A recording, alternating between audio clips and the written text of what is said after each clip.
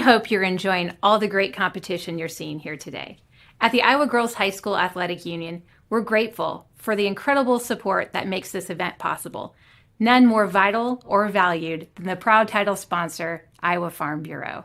With me here today is Brent Johnson, president of the Iowa Farm Bureau, to explain why their organization invests in and supports the Girls Union. Thanks, Aaron. The Iowa Farm Bureau has been the title sponsor of the Iowa Girls High School Athletic Union for more than 2 decades now. The athletes competing here today represent the very best of our nation's student athletes, driven, dedicated, and committed to teamwork. At the Iowa Farm Bureau, we share those same values. Our farmers lead the nation not only in the production of corn, hogs, eggs, and ethanol, but also in the implementation of a number of innovative soil and water conservation practices which hold soil in place and reduce runoff. These shared values unite Iowa's student athletes and farm families, and our partnership with the Girls Union gives us the perfect opportunity to celebrate that commitment to excellence statewide. Thank you, Brent. We appreciate the Iowa Farm Bureau's ongoing support and the role you play in helping Iowa's girls shine. As the Class 5A tournament rolls on in the first year of the double elimination format, we have our first elimination game as the 8-seed Pleasant Valley takes on the 5-seed Cedar Rapids Kennedy in a win-or-go-home battle to kick off Tuesday at the state softball tournament. Hello, everybody, and welcome in to Triton Field at Harlan and Hazel Rogers Sports Complex in Fort Dodge, Iowa, the home of the girls' state softball tournament presented by Iowa Farm Bureau. Alongside state champion as a player, Allie Kappert, I'm Noah Wolf. It's a pleasure to have you with us on this Tuesday morning in Fort Dodge, here on the Girls Union Network, powered by Mid-American Energy Company. And we will go down to the field for starting lineup introductions, which are moments away. But Allie, a couple of pitchers duels on this side of the bracket yesterday, and certainly potential for that again today. Yeah, all 4 teams on this side of the bracket had a really good day in the circle yesterday, looking for some more offensive firepower. So today should be exciting. And we'll send it down to the field for the starting lineup introductions. Pleasant Valley Spartans and the Cedar Rapids Kennedy Cougars. Let's first meet the non-starters for Pleasant Valley. Number 1, Olivia LeGlaire. Number 5, Hannah Martin. Number 12, Evelyn Peterson. Number 15, Olivia Thistlewaite. And number 16, Alex Freeble. Assistant coaches for Pleasant Valley, Zach Miller, Jesse Meyer, and Peggy Quinlan. And now, here's your starting lineup for the Spartans. Batting first, playing first base, number 13, Peyton Peterson. Batting second, playing left field, number 10, Lola Gardner. Batting third, playing shortstop, number 6, Ruby Stein. Batting fourth, the catcher, number 7, Maggie Bowman.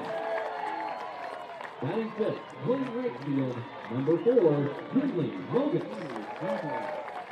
Batting sixth, playing second base, number 2, Ella Rubel. Batting seventh, the designated player, number 11, Mason Bishop. Batting eighth, playing third base, number 9, Jayla Bishop. And batting ninth, playing center field, number 8, Eden Rasmussen.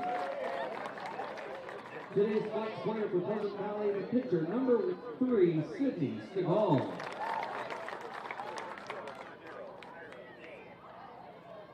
And now, the non-starters for Cedar Rapids Kennedy. How about the head coach for Pleasant Valley, Amanda Hughes? And now the non-starters for Cedar Rapids Kennedy. Briella Temple, number 7. Number 33, Brielle Anderson. The assistant coaches for Cedar Rapids Kennedy, Addie Albert Keaton Kerber, and Skylar Stuckey. And now, here's the starting lineup for the Cougars. Batting first, the pitcher, number 20, Lily Knutson. Batting second, playing second base, number 23, Natalie Hora. Batting third, the catcher, number 18, Dylan Amblin. Batting fourth, the shortstop, number 3, Addie Thorstensen. Batting fifth, playing first base, number 12, Peyton Steinman. Batting sixth, playing center field, number 4, Emerson Blacker. Batting seventh, the designated player, number 9, Quinn Wagner. Batting eighth, playing third base, number 17, Paisley Lewandowski. And batting ninth, playing left field, number 5, Kate Dyer. The flex player for Cedar Rapids Kennedy, playing right field, number 19, Molly Gleesman. The head coach for Cedar Rapids Kennedy is Madison LeClaire. And now we'll introduce today's officials. Down the first baseline, Chris Meade. Down the third baseline, Terry Giofretti. And all the balls and strikes, Bruce Kaiser. Ladies and gentlemen, let's play state tournament softball. You're watching the 2026 Girls State Softball Tournament presented by the Iowa Farm Bureau. As sole title sponsor of the Iowa Girls High School Athletic Union, Iowa Farm Bureau is proud to champion our youth and all they have to offer Iowa's future. Let's take a look at our Sioux Cup stat comparison. And Allie, we mentioned the capacity for a pitcher's duel between these two teams, which is what we saw them get into yesterday, but certainly high-powered offenses for both of them as well. Especially for Cedar Rapids Kennedy, 54 long balls on the year. This was a side of the bracket. We didn't see a single home run yesterday. Conditions on the field are a lot different. You have to wonder if that offensive firepower is going to come today. Both these teams with on-base percentages of up over 400 on the season, so some potential for some offense. And in the circle yesterday, Lily Knutson did a really nice job against DCG, so looking to have another great game from her. Lily Knutson back in the circle for Cedar Rapids Kennedy today as the Cougars take the field. They've changed into their home white uniforms with the green pinstripes.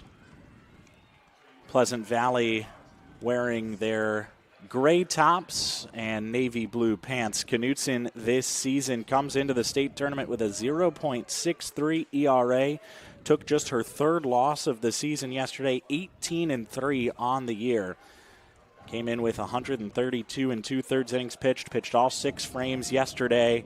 214 strikeouts to 29 walks coming in, but the walk bug was a little bit of an issue yesterday. 3 walks on the day for Knutson.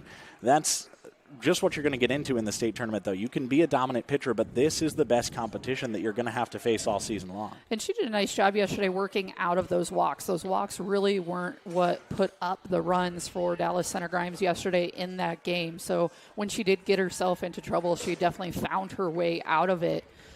So really good showing by her in the circle. And this is a small Cedar Rapids Kennedy roster. So this is the core group they're riding with here at the state tournament. Yeah, they start 10 with the flex player and the DP, and they have just 2 on the bench. 12 players on the roster. And one of them tends to come in as a courtesy runner too. So, but that's a factor as well. Lily Knutson tends not to take a courtesy runner. She'll be out there running the bases for herself. She's going to play the entire game, and she's going to do it all for Kennedy. She'll face off against Peyton Peterson to begin the contest.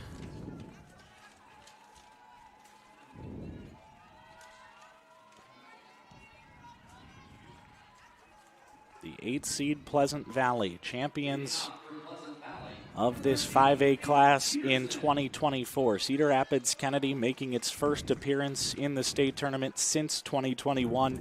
They won the state tournament the year before in 2020. One of these teams will move on. One will go home. The first pitch is in there for a strike, and we are underway at Triton Field in Fort Dodge in the first elimination game in the Class 5A bracket.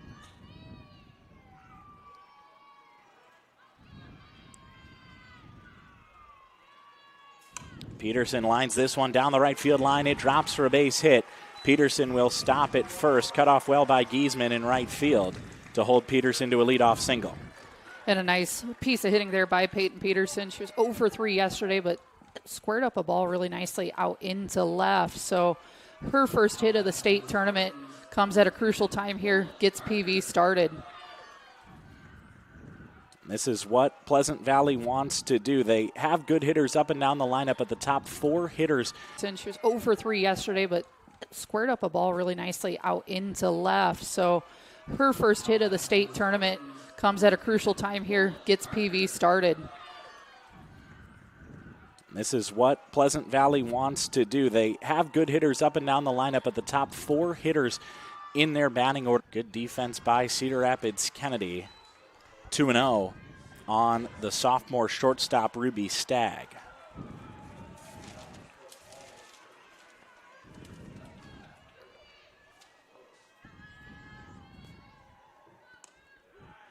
And there is a strike. Nice pitch there by Knutson. That ball had some nice spin to it, going curveball on the outside corner. She really has the ability to add some extra spin on that pitch. Keeps the ball moving. Might not quite have the velocity that PV faced yesterday, but spins it very, very well, as she does there again. Just a pitch that didn't have a lot of movement, but that can almost be harder to hit. It just kind of floated in the same spot, and Stagg couldn't get the bat to it. 2-2 as Knutson looks for a clean frame. Won't get it there. That one lined into left center field. A base hit all the way to the wall. Stagg on the way to second. She slides in safe. And a very well hit ball there by Ruby Stagg. That ball was squared up into left center. PV making some solid contact here in the first. Stagg with her 11th double of the season. And her first hit of the state tournament. She was on base twice yesterday and came in to score the 1 run for Pleasant Valley in their 4-1 loss to Joaquin Northwest. But she has her first hit of the week. Maggie Bowman will try to get Pleasant Valley on the board first with 2 down in the first.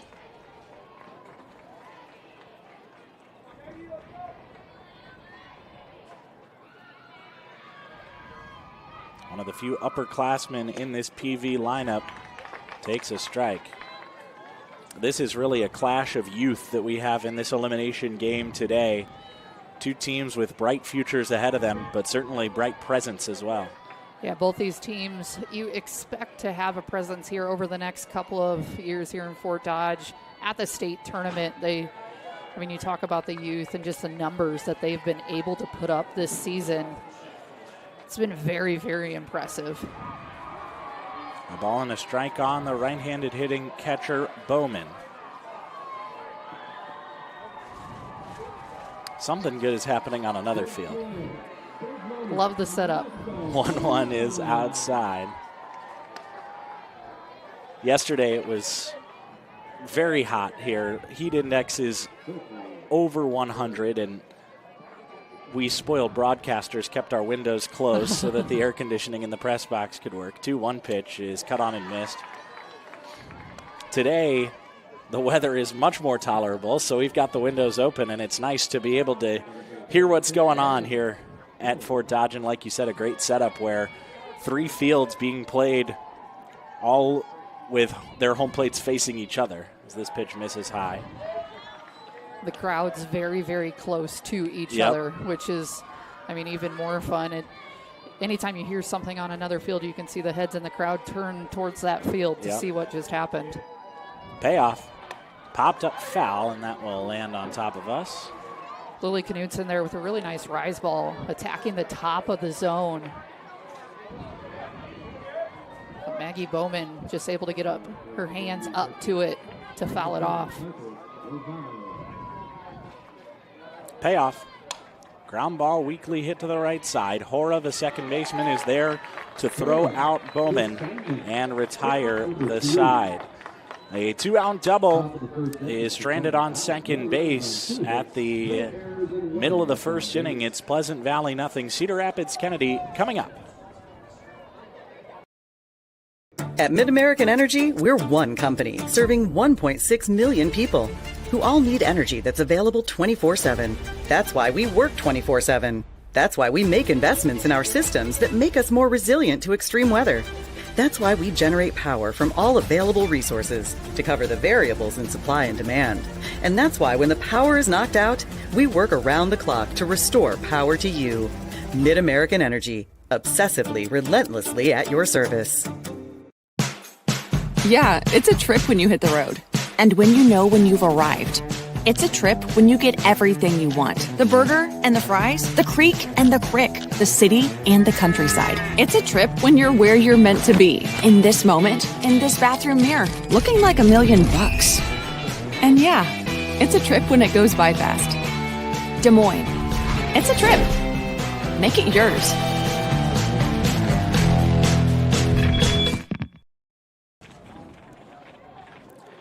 Mason Bischoff back in the circle for Pleasant Valley today. She was listed on the starting lineup card as the designated player.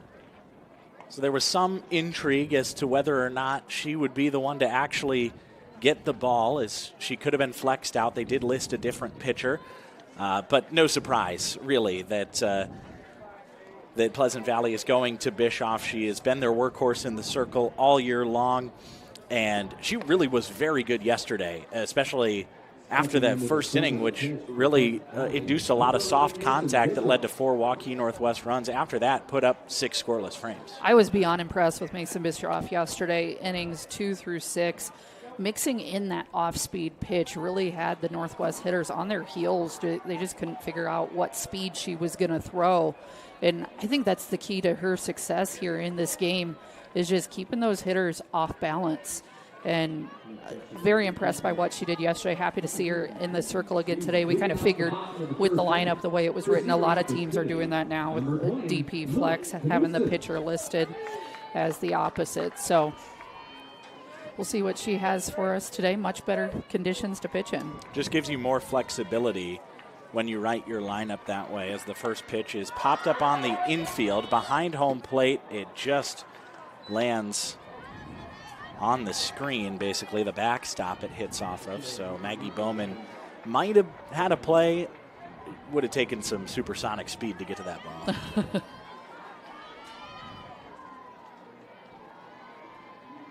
0-1 to Knutson is popped foul again. This one nobody has a play on.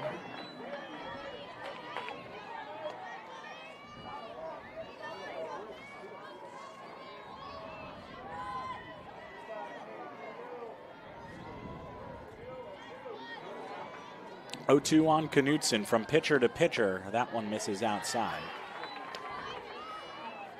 Lily Knutson with a scoreless first inning in the circle, and now tries to get Kennedy started at the plate. I always love when the pitcher hits leadoff. Come right up, try and help your own cause, start the game. I think that's also a sign that's just a lot of times your best all-around player. Exactly. If they're doing everything in the circle and then coming right up and hitting leadoff, they're the leader on the team. And she has definitely been Kennedy's best player on both sides this year. That one off the glove of the pitcher, Bischoff. Throw to first is not in time. Good recovery by Ella Rubel to try to make that play, but Lily Knutson beats out an infield single. And a good hustle by Knutson down the line. Most importantly, Mason Bischoff looks like she's shaking it off. Okay, good to go. It's always scary in the circle when that ball's coming right back at you, but good heads-up play over at second base by Rubel to almost have that out at first. Yeah, I think luckily for Bischoff, it was an outstretched glove that hit the ball. Yep. Not super close to her, but she was able to knock it down. First pitch to Natalie Hora misses tall for ball one. Now PV started the game with a single, went straight to small ball and got doubled up. See if they're playing defensively for Kennedy to do the same. We'll see if Natalie Hora lays down the bunt or tries to swing right through the coverage. She is swinging away, and that one is fouled off to the left side. I like the idea of Kennedy swinging away here. Now, there's a couple philosophies, and I don't have a problem with either one. One philosophy would say, okay, we know that both of these teams have very good pitchers that pitched well yesterday, great defense. it's going to be hard to get runs, so you may as well play for once. Get the sacrifice, as this one's lined into left center field. It's down for a base hit, and one hops the wall. Knudsen around third. She'll be waved home. No play at the plate. It's an RBI double for Natalie Hora, and Cedar Rapids Kennedy takes the lead. And the bold choice pays off for Kennedy there. Hora swinging away, hits it, line shot to the fence. Great hit for the number 2 hitter. And a quick RBI to start this game. And so that's the other philosophy is you get the leadoff runner on, you've got your best hitters still to follow. You may as well play for the big inning. And that is what Kennedy is doing here with still more potential for runs. First pitch to Dylan Amling misses low and inside for ball 1. That double by Natalie Hora, our first extra base hit in this game. Extra base hits in today's game are brought to you by Channel Seeds. The enhanced Channel Seed brand is here to help farmers like you up your game and rise to the challenge. Learn more at channel.com/rise. 2-0 on the catcher Amling. She and Knudsen were in quite the home run battle this season. Amling broke Kennedy's single season home run record, has 15 on the year. As that pitch is a strike, and then later on, Lily Knudsen broke that record. She's up to 17. So just a historic year for long balls at the plate for Cedar Rapids Kennedy. I'd love to go back and see how many days she had the record and how long that record stood prior to her taking it over. You beat this record that's been there for so many years, and then you only have it for a few days right. before your teammate comes and beats you.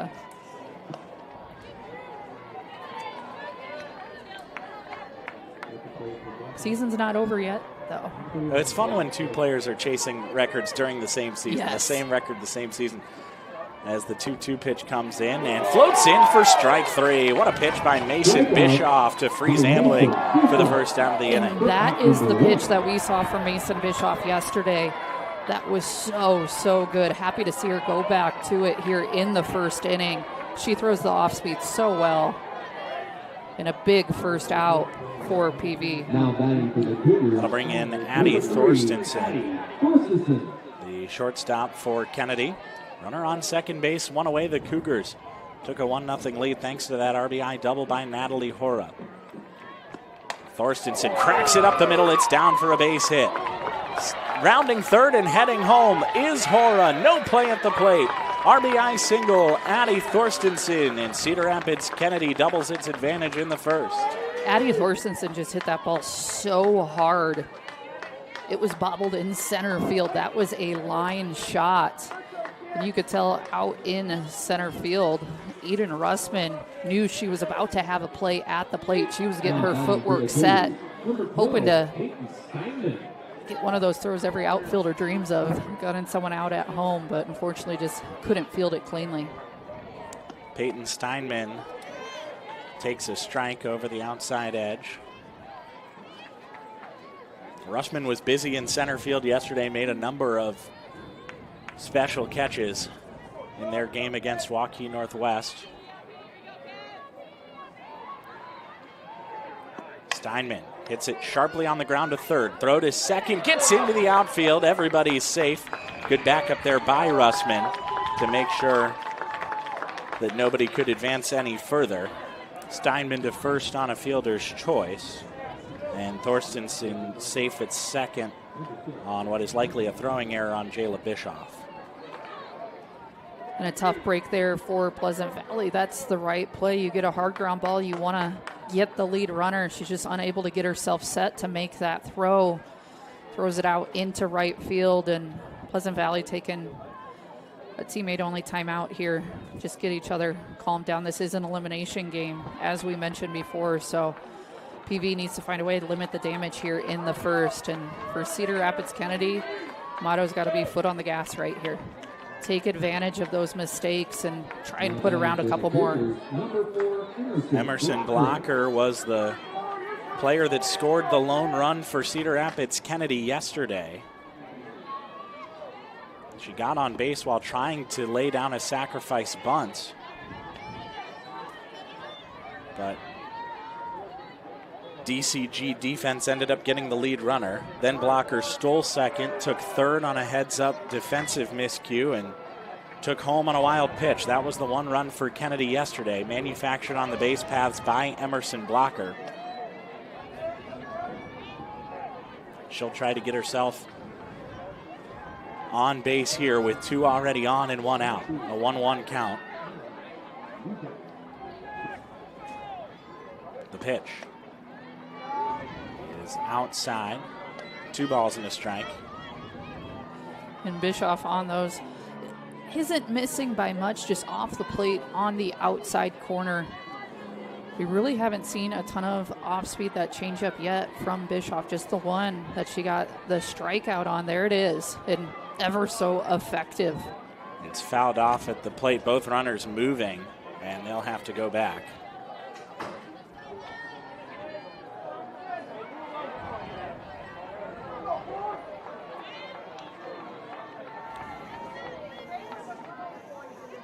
The 2-2 to Blocker. This is downstairs.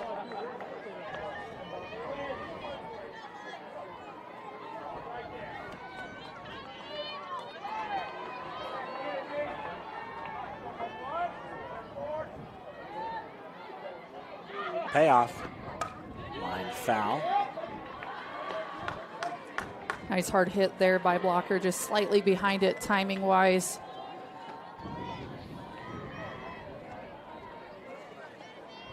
Only in the first inning, we've seen some solid contact so far in this game. By both teams. Yes. I think this half of the bracket is going to see some home runs today based on what we've already seen in this first inning. Nice pitch. Misses just high for ball 4. That loads the bases for the bottom third of the Kennedy order. Number 7 hitter Quinn Wagner to the plate. Defense playing in now, trying to cut off the run at home. Force play at every base. The pitch to Wagner is downstairs. What an opportunity here for Cedar Rapids Kennedy. They're looking to pull this game open right away in the bottom of the first. Wagner takes a strike. A lot of movement on that pitch from Bischoff, but still had plenty of velocity too. 1-1. Softly hit into left field, caught by Gardner.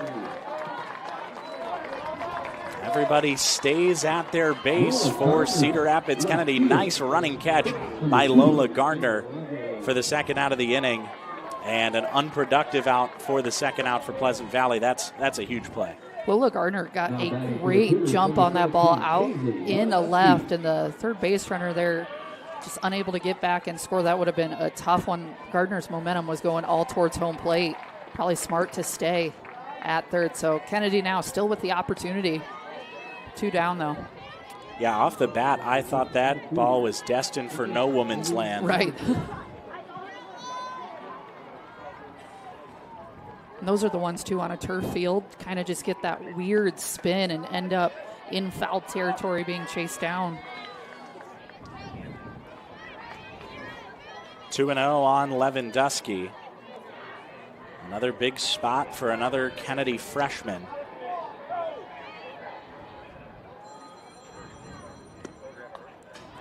Lewandowski out in front of the off speed and pokes it foul.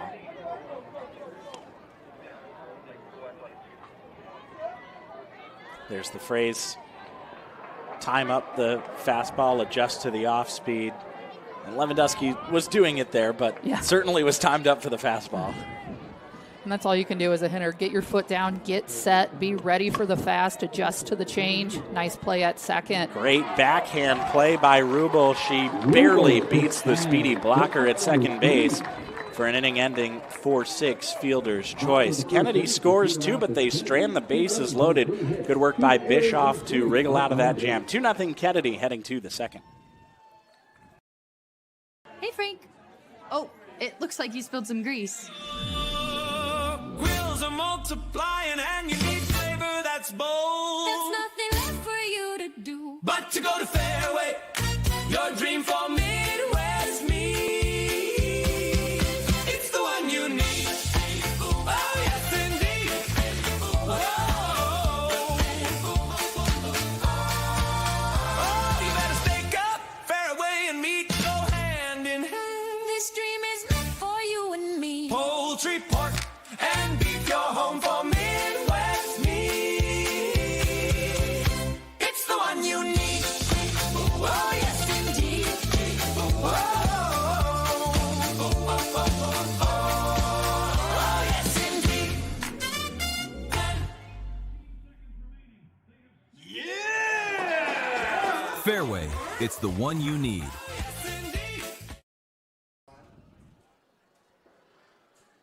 We head to the top of the second inning here at Triton Field at Harlan and Hazel Rogers Sports Complex in Fort Dodge, Iowa. But some field maintenance before we go to the second inning. And you see a turf field, you really don't think that there's much groundskeeping to be done, but with such a high impact area as the pitcher's circle, they're having some problems with the landing zone. That is the one spot on turf fields that I've seen a few complexes have issues with this season, that landing spot for pitchers. So every turf field's constructed slightly different. Sometimes there can be a tear in the turf. A lot of times there's like sometimes they put a mat in right there. You can see they actually have sand in there. So any time you're messing with the landing spot of a pitcher, it can really, really throw her off and in her release point, everything like that. So can become a safety hazard, but looks like just getting some of that brushed off, getting everything flattened out, hopefully good to go here.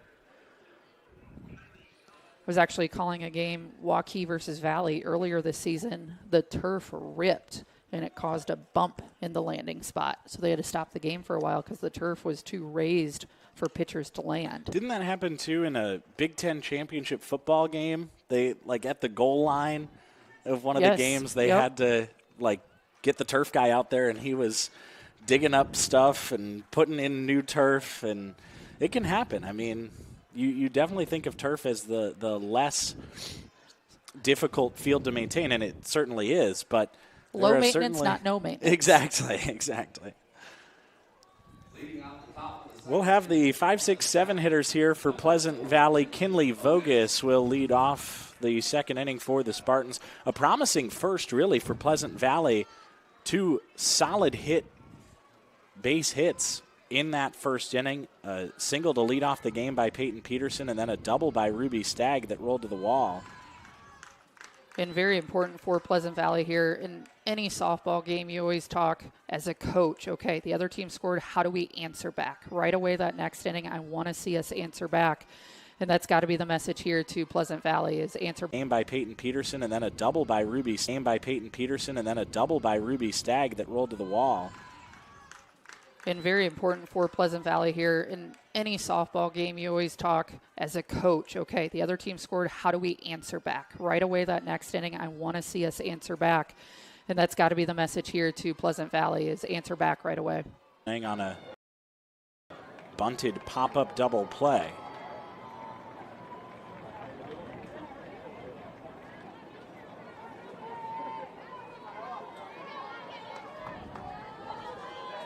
Rubel certainly has some power.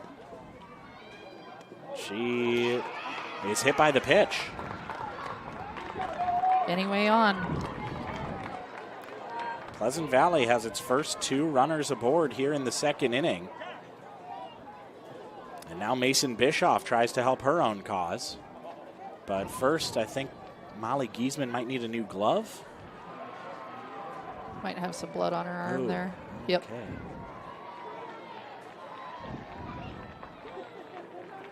Looks like might have cut her arm a little bit on that dive, so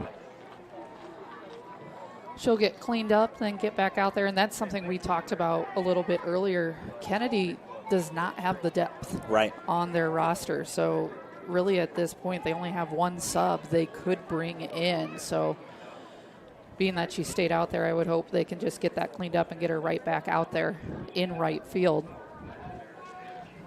That's rare to see at 4 or 5A schools, such a limited roster. Right. Their two substitutes are Briella Temple, who is listed as an infielder, and Brielle Anderson, who's listed as a utility player. But hopefully Molly Giesman can just get the proper tape or whatever's necessary and head back out to right field.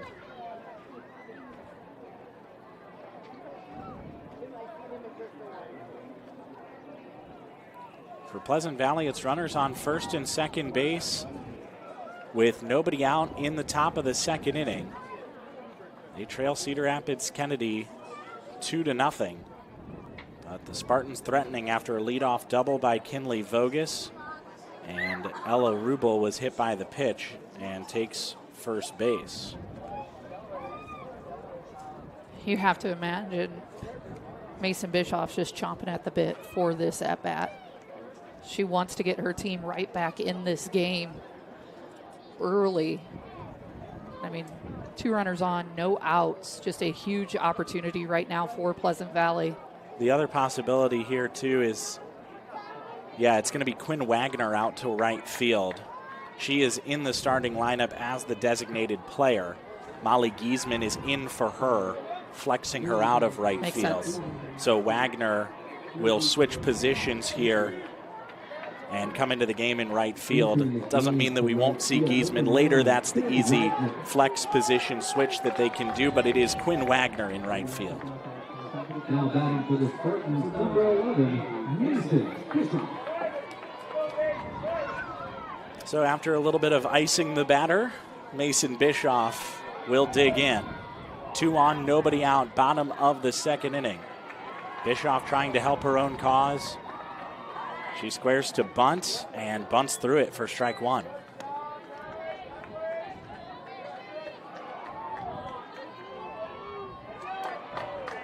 Pleasant Valley just continuing to go with small ball with runners on base. You saw the opposite strategy work for Kennedy in the bottom of the first, swinging away. And I mean, Pleasant Valley definitely has the power. She pulls it back and swings away, but comes up empty.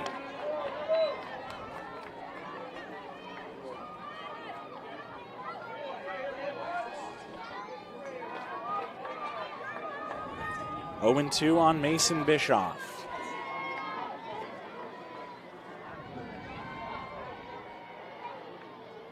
Swing and a miss, strike 3. Good pitch by Knudsen. Knudsen goes curveball off the outside corner. Nice movement to that pitch. Bischoff just unable to catch up with the speed. A huge strikeout for Knudsen. Her first strikeout of the day. And now Mason's sister, Jayla Bischoff, will try to come up with the big hit for Pleasant Valley.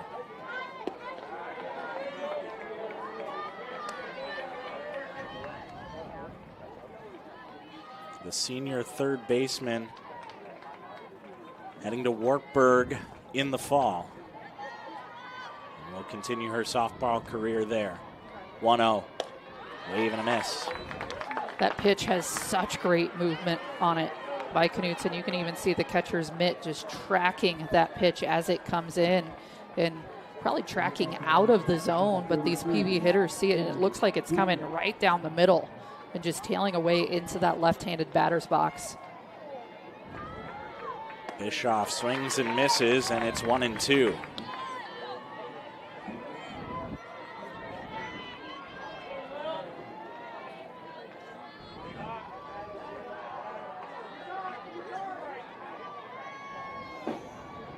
And here it comes. Just got a piece. Bischoff stays alive.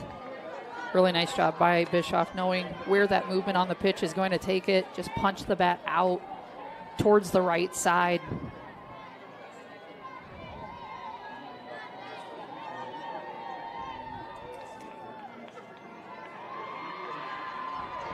1-2. Is upstairs. I like the idea there from Knutson. Change the eye level, show something different. Yep, I love it. You're ahead in the count. See if you can get a chase. She's been attacking the zone so much over the last couple of batters. There's nothing wrong with that pitch right now. 2-2 swing and a miss, strike 3. Back-to-back punch-outs for Knutson in huge spots. Just a picture-perfect rise ball. Going up above the zone, getting the chase. Knutson here helping her own cause. Eden Russman made big plays in center field yesterday. Can she make a big play at the plate here? Waves and misses at the first. Hitting .320 coming into the season. Or coming into the state tournament, rather.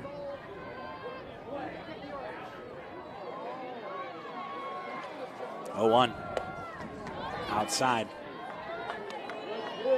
You can just tell Knutson's presence in the circle. She is a senior, so this is a player that Kennedy will be losing on their roster next year. She's heading to Kirkwood next year. Great pickup for Kirkwood. No kidding. 1-1. Line foul. Just what I've seen from Knutson over the last couple days. Definitely potential to go on and play beyond Kirkwood. Will be fun to watch. But she gets to start her softball career close to home. It's always fun.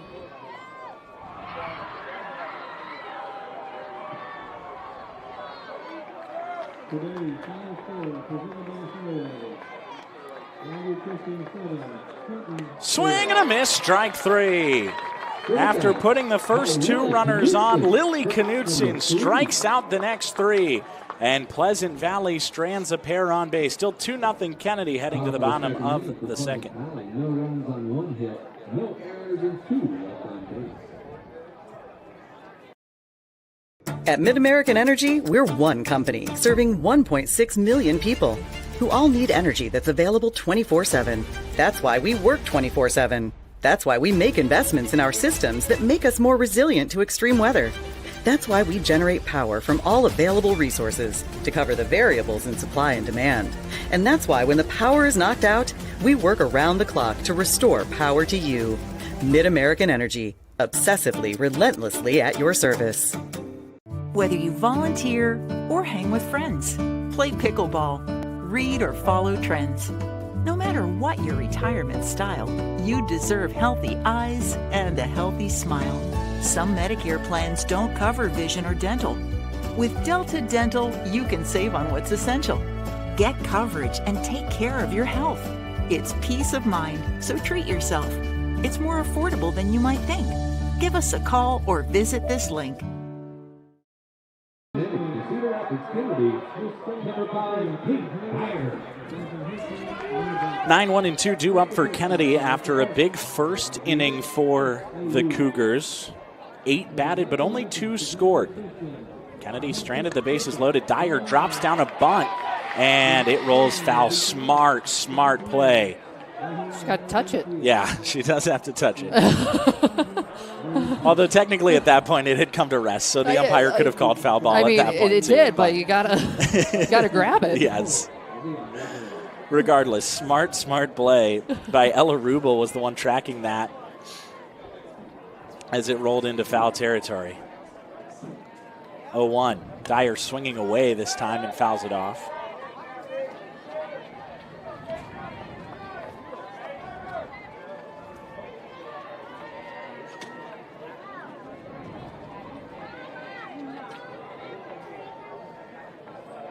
Two pitch. Line drive, looping into left field. Sliding effort in foul territory by Lola Gardner. She's unable to come up with it.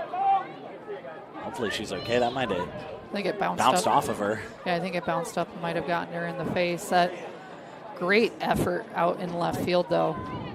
We already saw her make one really good running catch. You mentioned the great jump that she got on that ball in the first inning. Nearly had a highlight reel level play. 0-2. Dyer does not she's able to hold up, and the pitch just barely missed high. I thought maybe clip the top of the zone. Not only that, the movement on the bat, but both umpires say, nope, we're staying here. 1-2. And Bischoff goes right back to the same pitch. Dyer definitely held off that time, but another borderline pitch at the top of the zone, near the top of the zone. 2-2 on Dyer. And it's chopped weakly back to the pitcher. Bischoff to first, just in time. Nice play there by Bischoff. I will say Dyer had a really nice bounce on that, almost beat it out. It kind of had some sidewinding action where it brought Bischoff back closer to the first base side. If it rolls the other way, maybe she does beat it out. Here's Knutson, led off Kennedy's first inning with a single. Here she's hit by the pitch.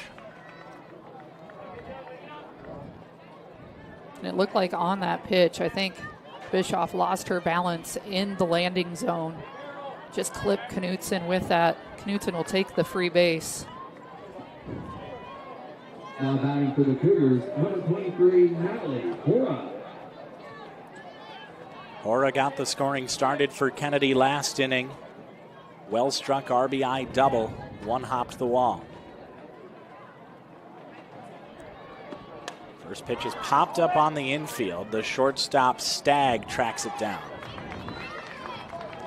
And that's a big out. Ruby Stagg at shortstop for out number 2. Hora in her last at bat really squared the ball up, getting just underneath it there. Bischoff able to spin that pitch, induce the weak contact. Dylan Amling will try here for Kennedy to add to their 2-0 lead. And the runner goes, kind of a delayed steal, but it works out for Lily Knutson as she slides into second base, picks up her 7th steal in her 8th try this season. Great read by Kate Dyer on the bases. She saw the ball just slip out of Bischoff's hand, come rolling in, and felt she had the speed to make it over to second. Good read on her part. Amling takes high, it's 2-0.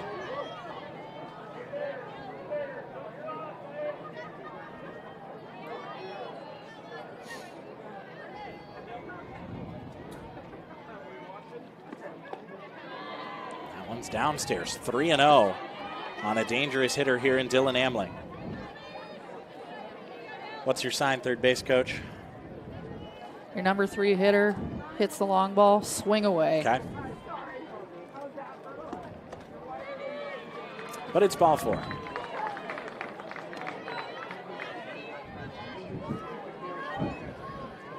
Especially here at the state tournament, you're in an elimination game, you're up 2-0. Number 3 hitter's up with a runner in scoring position. But best case scenario there, you take ball 4. That's fine too.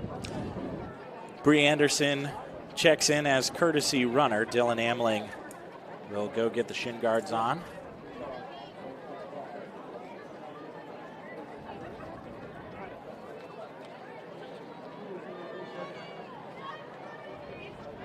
Addie Thorstensen is the batter now for Kennedy. Cougars trying for a little bit of 2-out magic here.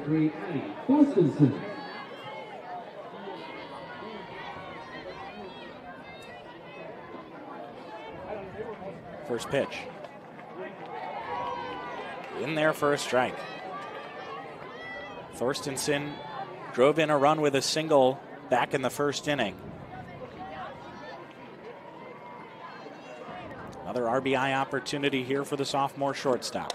Pops it up foul, and that one will land on the netting behind home plate. That netting collected a lot of softballs yesterday. And now it's just they're taunting us the rest of the game.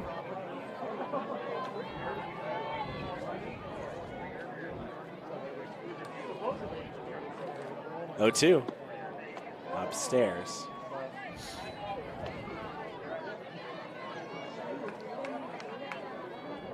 Yeah, it's not often that I am below the netting in a press box. Most of the time I get the chance to reach out and make the catch if I want to.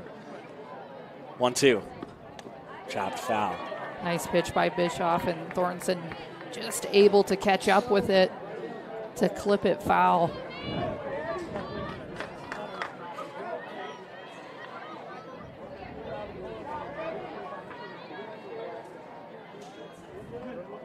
Another 1-2 coming. Swing and a foul ball. Wow. Thorstensen just barely makes contact. They're going to talk about this. I don't know if that ball actually hit the bat. I think it hit her, and she swung at it. And if that's the case, that's not a foul ball. That's strike three. Yeah. So they're going to have a discussion to see if they had a better angle at it. I think this might be strike three. No question that it was a swing. But I don't think they're changing the call.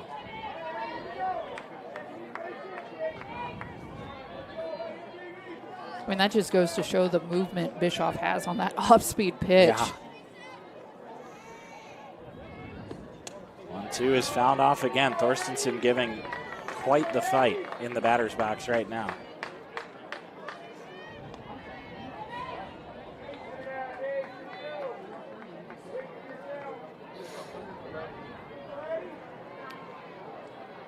Who will win this battle? Mason Bischoff delivers to Addie Thorstensen. Called strike three. Frozen with the fastball at the knees. And Mason Bischoff eliminates the threat. Strands 2 on base. 2-0 Kennedy heading to the third.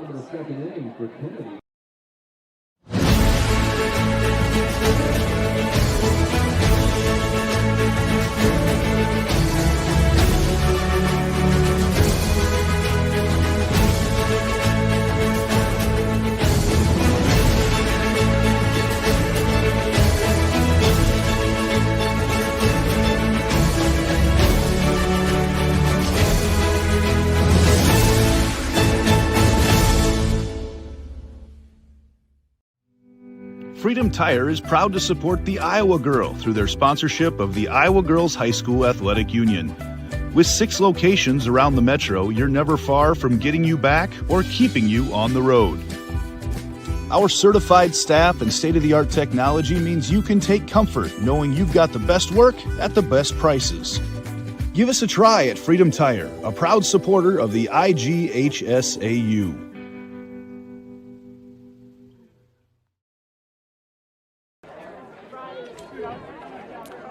Top half of inning number 3. Pleasant Valley has threatened in both of the first and second innings, but Lily Knutson has bent but not yet broken. She'll do battle against the top of the Pleasant Valley order. Peyton Peterson squared up a single to start this game. The tall freshman stands in the left-handed batter's box.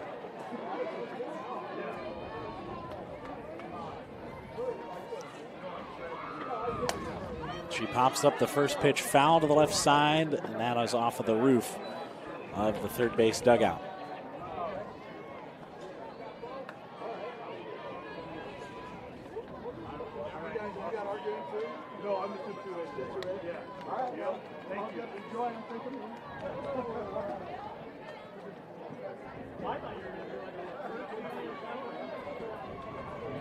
Peterson, Gardner, and Stagg. Maggie Bowman to follow those 3 if Pleasant Valley gets somebody on base in this inning. All 4 of them coming into the state tournament with averages above 400.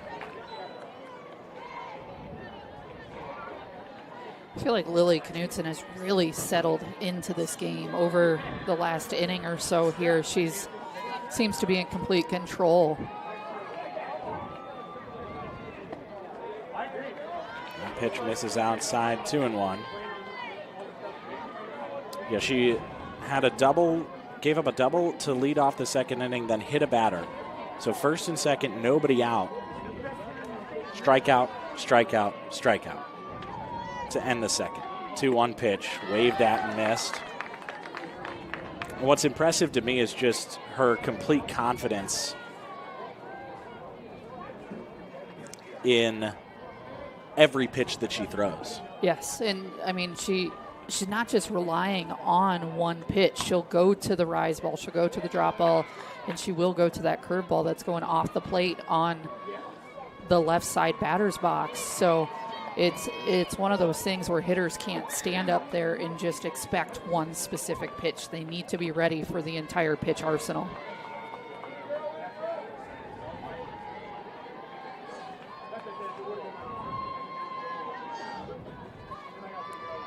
Two is line foul.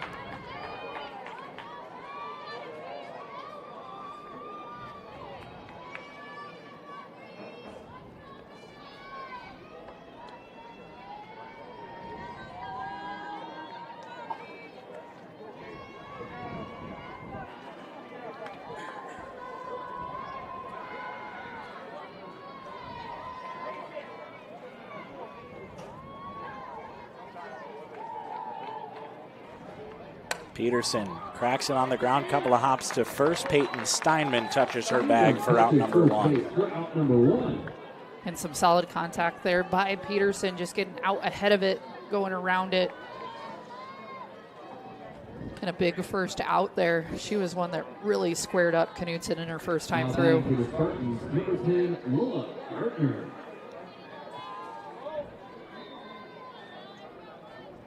Lola Gardner, the batter now. Gardner was asked to bunt in the first inning. Will not be asked to do so with nobody on here. See what she can do at the plate. Yesterday against Waukee Northwest, 0 for 3. 1-0 hit up the middle off the glove of Knutson. Quickly to first in time. Great recovery by Lily Knutson to knock it down, find it, and fire to first. Yeah, you brought up the key point there. She lost it for about a second, looking around for it, was able to find it, move quick to get the out at first. That's a tough play to make. But she kept cool, calm, collected to make the throw over to first. Sometimes it's a scary thing as a first baseman when you see the pitcher pick it up late. You never know where a pitcher might throw it overhand. Ruby Stagg cracks it out to left field. Nice catch, Kate Dyer. She took a step in, but was able to recover, take some steps back to make the catch and retire the side. 1, 2, 3, go the Spartans in the third.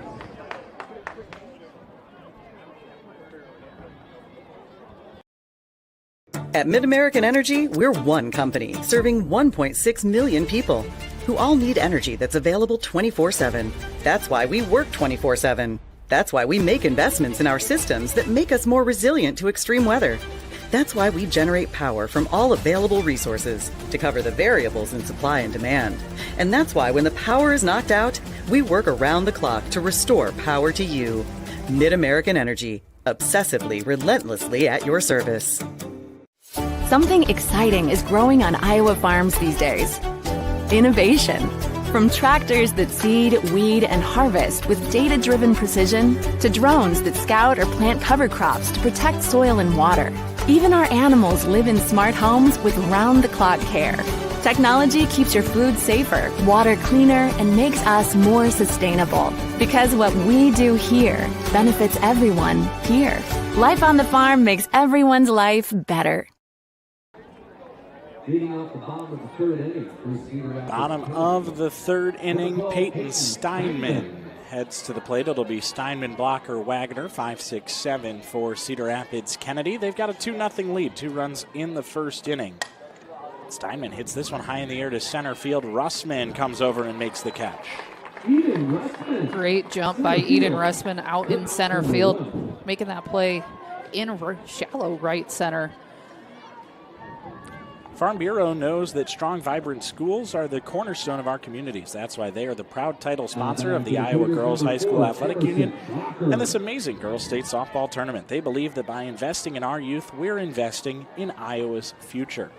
Emerson Blocker takes strike one. We've seen some great play by the outfielders Absolutely. so far today. Just the reads they're getting on the ball. I mean, they've stolen probably 3 singles so far in this game. I was impressed by the outfield play on this half of the bracket yesterday as well. Those are positions don't get a ton of shout outs. Right. So shout out to the outfield on this side of the bracket in 5A. Done a really nice job tracking the ball down and just making it look easy. Blocker waits on this one, lines it down the left field line, past the diving glove of Lola Gardner. That's fair and up against the wall. Blocker around second, she'll stop there. A one-out double for Cedar Rapids Kennedy's center fielder to start the third inning. Now, if I would have spoken that catch into existence, that would have been something. But great effort out in left field there, and just a nice hit ball by Emerson Blocker. One out, man on second for Kennedy. And Quinn Wagner comes to the dish.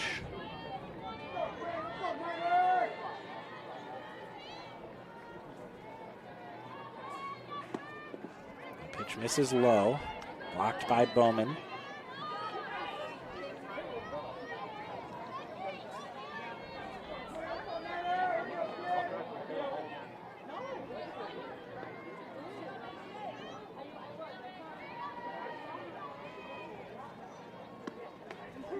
There's a strike over the outside edge.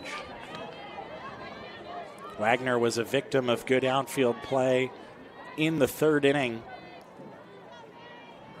Had a hit stolen from her with a good jump by Lola Gardner in left. 1-1. Strike two. Nice pitch by Bischoff there. Catches that inside corner.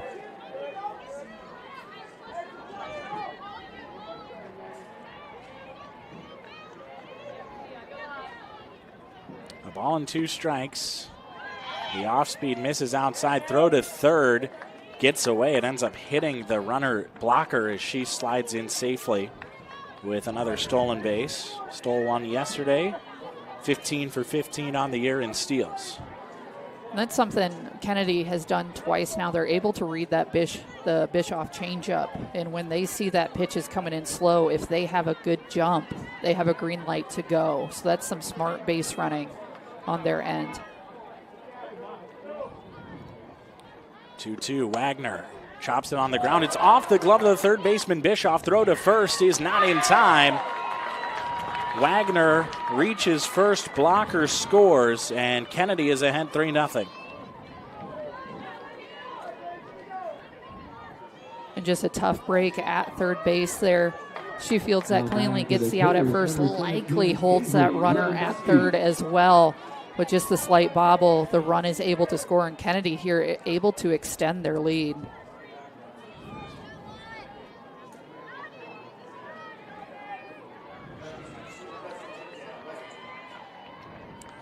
Paisley Lewandowski is the batter. Runner on first, 1 out.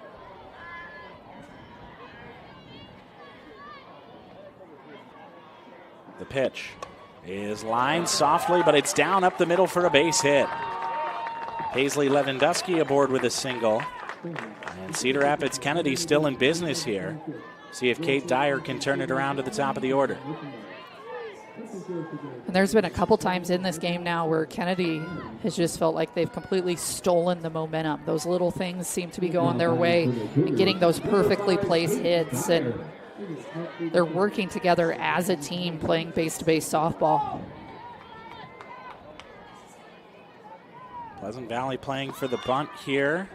And Dyer trying to get it down.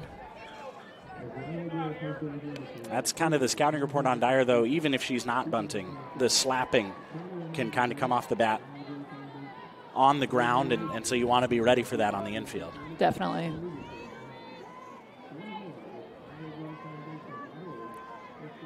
Oh, 1, she bunts it foul again.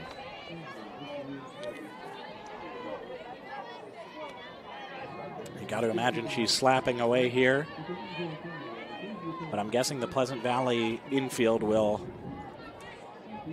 stay aligned similarly. Infield and outfield pulled in on Dyer.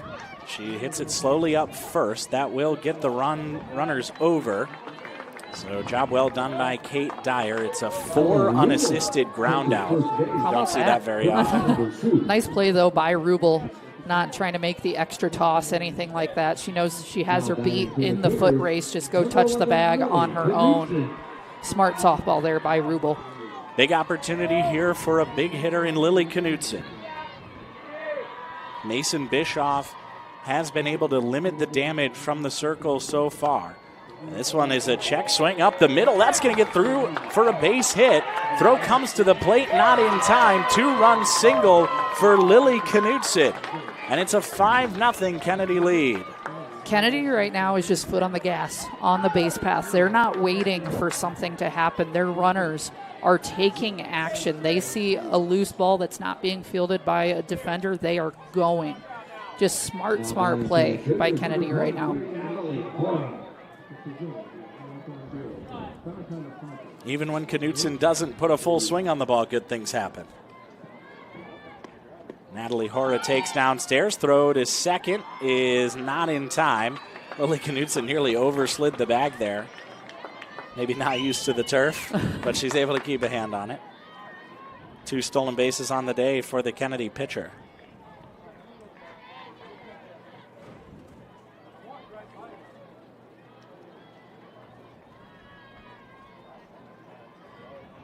And you're 100% right. Foot is absolutely on the gas. And a dangerous part in the lineup here, the freshman Natalie Hora up at the plate. I mean, she's proved herself to be a threat here in this tournament.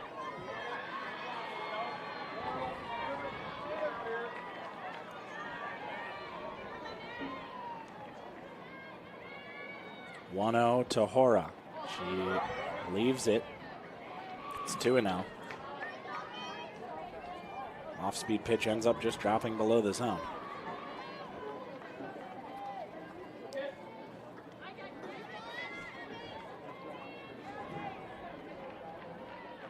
To a pitch. Line drive up the middle, down for a base hit. Around third and heading for home is Knutson. Throw to the plate offline. Hora takes second on the throw. 6-0 Kennedy. Another RBI for Natalie Hora. And another great at-bat for Hora. I mean, she's just getting that ball. That pitch is high. She's able to keep her hands above it, get fully extended out into center field. Impressive work. Now batting for the Cougars, number 18, Dylan Amling.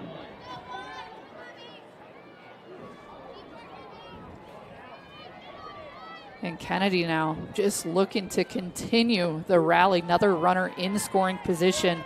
Amling up at the plate. You feel like Dylan Amling is due for a big hit. She's had a quiet day so far. And she is not a quiet hitter.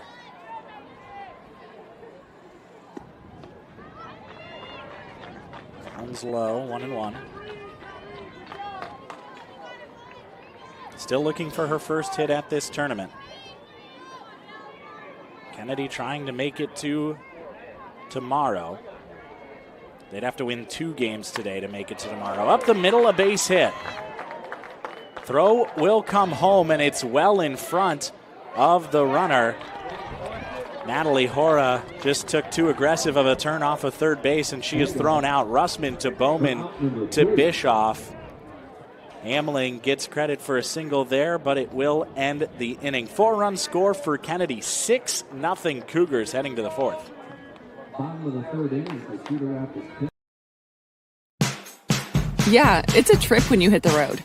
And when you know when you've arrived.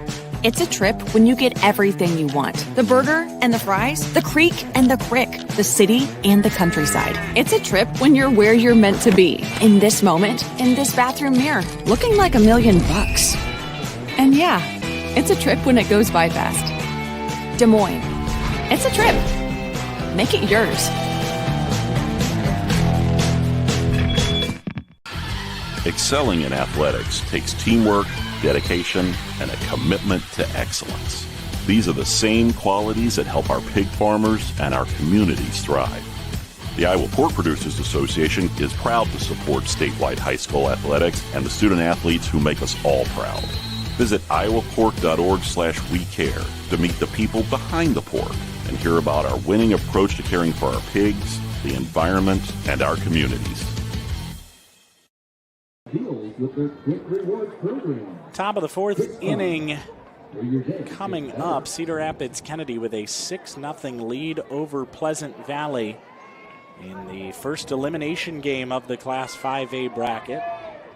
A lot of softball going on today. 5 different fields, all with different start times. So with that, starting to see some scores start trickling in. Big upset. Burlington beat Winterset 1-0 this morning. And then Exira EHK Audubon with the win over West Monona. First pitch to Maggie Bowman is in there for a strike. And the interesting thing about those games, because the structure of the bracket is the same for every class. First, the winner of the first game will then play in the last game of the day. Yes. That one's fouled off. So if you're in the elimination side of the bracket, you have to win twice just to see through to tomorrow if you're in that first half of the bracket. Now, the elimination game later, the third game of the day, if that team wins, they play in the first game the next day. Luckily, nothing starts too early. Right. Here in this tournament, but it's definitely going to take some getting used to that new schedule. Right. and possibility of having multiple games in a day. But, all these girls have grown up playing travel softball and play 3, 4, 5 games in a day, so no issue there. Luckily, weather is gorgeous now the rest of the week. So the winner of this game will come back at 8 o'clock tonight to play their second game. That's kind of a grueling schedule, even if you are used to playing multiple in a day. That long break. The long break is tough as an athlete. Here's a high fly ball, deep center field. Blocker at the warning track, reaches up and can't get there. Heading for second base is Bowman. She's in standing with a double to lead off the fourth for Pleasant Valley. A well-hit ball. We were going to have our first home run I thought so too. On this side of the bracket. Bowman squared that up, got slightly underneath it. Hannah Martin will be the courtesy runner after that Channel Seeds extra base hit. And Kinley Vogus will bat next for Pleasant Valley.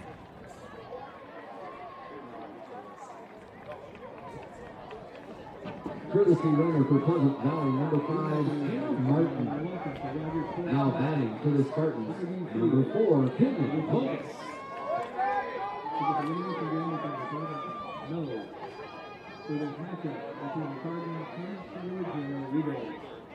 First pitch to Vogus is just on the outside corner rather for a strike. Number 6, Avery Peckerman. Number 8, Zoe Ruth. Number 34, Jocelyn Taylor. Number 35, Alexis Cooper. Here's the 0-1. This is high. Now the starting lineup for the Cubs. Leading off, the senior, the center fielder, number 7, Alexis Pickle. So yes, the winner of this game plays the loser of the next game at 8 p.m. tonight. 5 games per class per day for each of the next 2 days. 5 potential games on Wednesday, but it could be as few as 3, depending on who wins and if they have lost yet in the tournament. And I just have a feeling, every class, 1A through 5A, it's just going to shake out completely different. Pop up to the right side. The second baseman, Hora, calls off Steinman and makes the catch just barely in fair territory. Every class is going to have its own story this year. And I think that's kind of cool. Just it's not going to be so textbook in how this tournament shakes out. Yeah. We did see one upset in 5A yesterday, Southeast Polk beating Valley, but Valley's still very much a contender.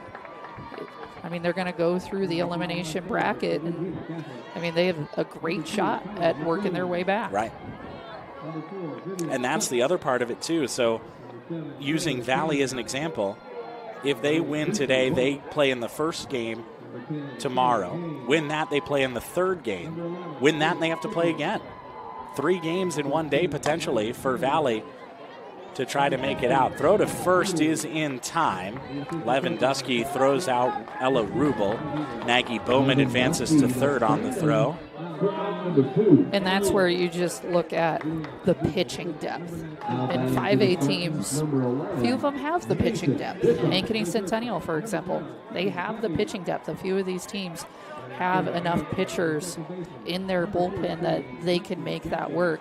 Some teams in this format won't have enough pitching. So it'll be interesting to see how that plays out. I'm also curious as to how that might affect the championship game, because you have the very real possibility that a team will play 3 games on Wednesday. But the 5A championship's not till Friday. But these other championships are, right? On Thursday, I mean, yeah. regardless, 2A, 4A are on Thursday, as this one's pop foul. So let's say the 4A bottom half bracket, the team plays 3 games. Top half of the bracket, maybe the winner goes undefeated and they only play 1 game on Wednesday. Then on Thursday, do you have the rest advantage? Or do you have the advantage of, hey, we put it all out there, we're feeling good, you know? Interesting how that will factor into the championship games in this tournament. Can definitely be a factor, and definitely motivation to keep yourself on that top half of the bracket. Mason Bischoff faces a 1-2 count. Pleasant Valley looking to score their first run of the day, trailing Cedar Rapids Kennedy 6-0. I'm just excited from my vantage point for the first team that does it. That story is going to be so great. Lily Knutson picks up her 4th strikeout and retires the side, stranding a leadoff double on third base. Still 6-0 Kennedy, heading to the bottom of the 4th. At MidAmerican Energy, we're one company serving 1.6 million people who all need energy that's available 24/7. That's why we work 24/7. That's why we make investments in our systems that make us more resilient to extreme weather. That's why we generate power from all available resources to cover the variables in supply and demand. And that's why when the power is knocked out, we work around the clock to restore power to you. MidAmerican Energy, obsessively, relentlessly at your service. Looks like another perfect day to get out there and enjoy the summer. Forward before she gets in the car. It's easy to choose.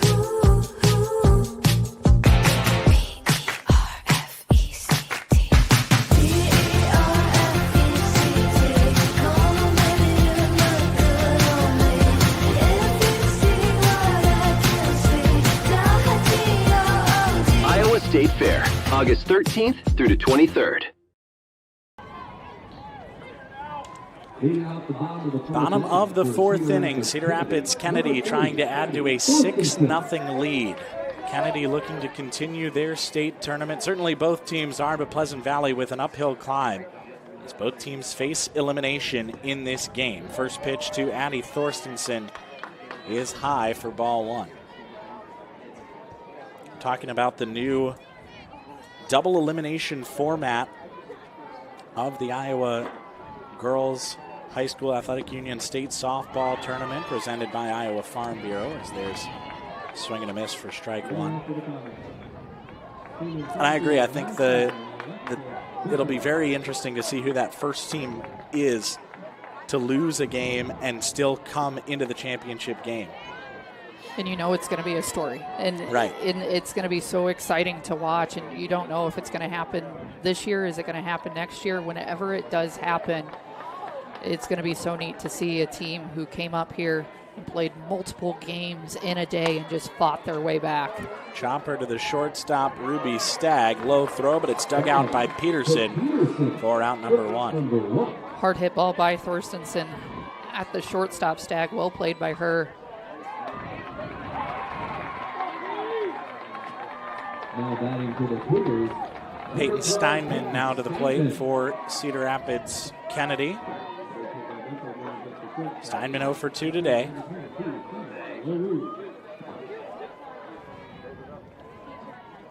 First one is fouled off. Steinman yesterday Reached base twice, was 1 for 3 with a single and reached on error in the 7th.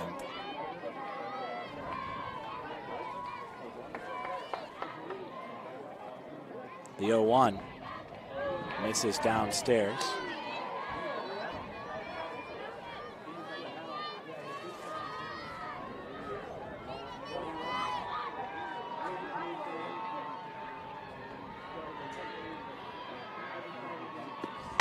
Here's a high fly ball, deep left field. Gardner watches it go. Peyton Steinman. Big moment. And a must-go home run for number 12, Peyton Steinman. And we have our first home run on this side of the 5A bracket. Steinman, an absolute no-doubter over the left field wall. Those stick horses can finally leave the stable for Cedar Rapids Kennedy.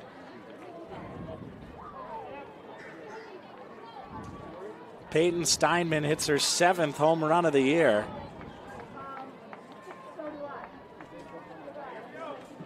And it is 7-0 Cougars.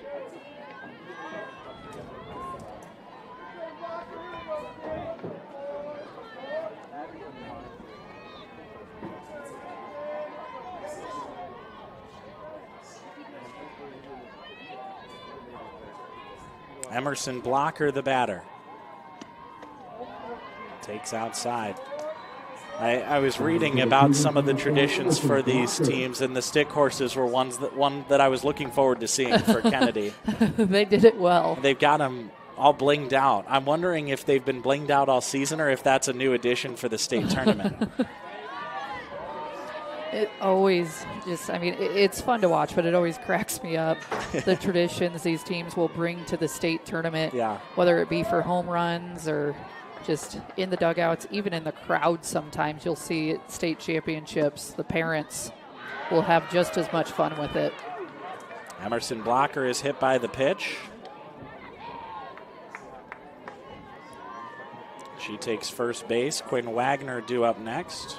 Now batting for the Cougars, number 9, Quinn Wagner. If Kennedy adds on one more run, they just need to secure 3 outs defensively. They could add 3 more runs and not have to come back out defensively.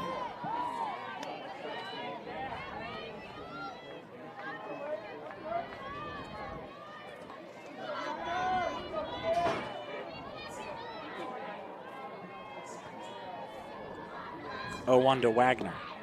Misses high. Runner goes. The throw is not in time. And once again, the Kennedy base runner just reading that changeup. To be honest, I don't know if it's the runner reading that or if coach at third is reading that, given the runner the cue to take off. But it's really limited Bischoff in throwing that pitch with base runners on because Kennedy has been able to take advantage of the changeup. 1-1 is hit on the ground to the right side. Rubel to Peterson for out number 2, and Blocker advances to third on the play.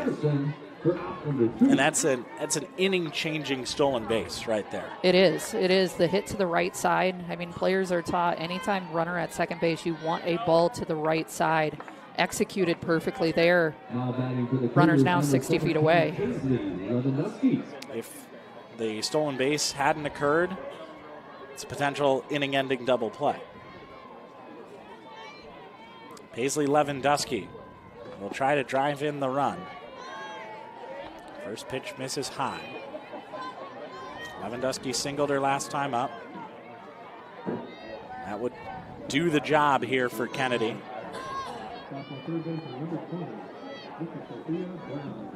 1-0 pitch. Is a strike.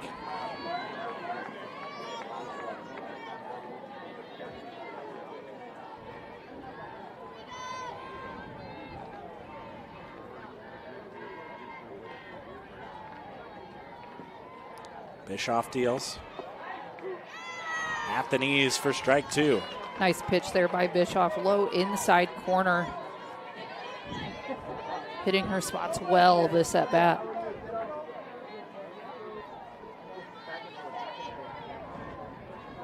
The pitch. Nice pitch. Foul tip, strike 3. Lewandowski tried to keep herself alive. Instead, it's the third strikeout of the day for Mason Bischoff. We go to the 5th inning. Kennedy in front, 7-0. Bottom of the 4th inning for the Cougars. 1 run.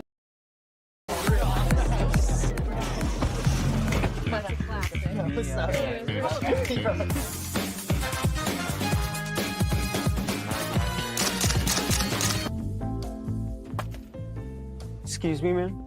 You dropped this.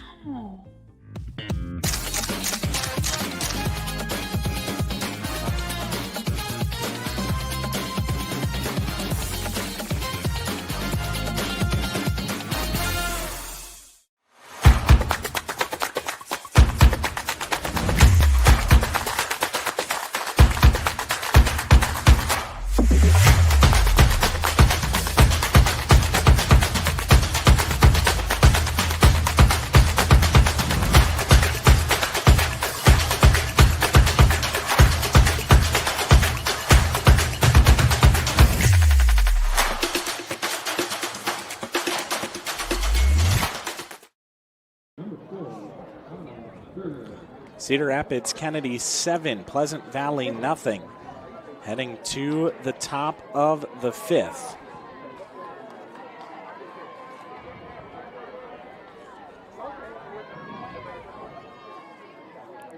Thanks again to the Iowa Farm Bureau for presenting the 2026 Girls State Softball Tournament. As sole title sponsor of Iowa Girls High School Athletic Union, Farm Bureau recognizes athletic and academic achievement on the field and in the classroom, helping to nurture Iowa's future leaders. It's 8-9-1 due up for Pleasant Valley in this inning. First pitch to Jayla Bischoff, fouled off behind home plate. Bischoff, Russman, and Peterson. Bischoff family certainly a big part of this Pleasant Valley team. Mason, the pitcher, and number 7 hitter in the lineup, Jayla Bischoff, the 8 hitter and third baseman. Bischoff provides the senior leadership in the scouting report that Amanda Hughes provided. She calls Jayla the mom of the team. A team of youngins. Right. You need the leadership there, and sounds like she's done a great job this season. Going to continue her softball career in college, which is awesome to see. 1-1 pitch misses inside.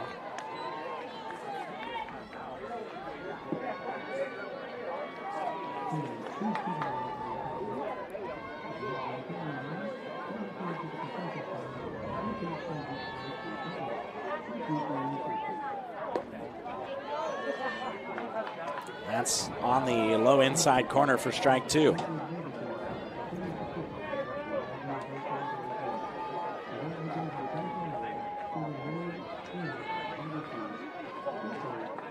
Two-two pitch. Swing and a miss. Strike 3. Throw to first after the drop. Third strike is in time.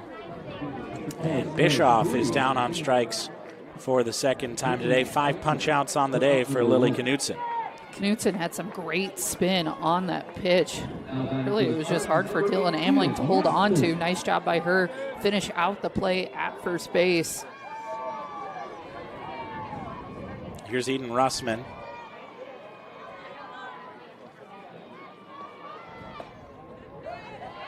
Just missed inside.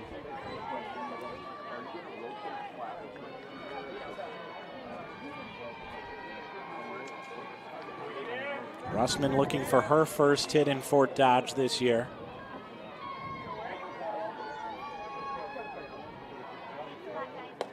Wave and a miss, strike 1.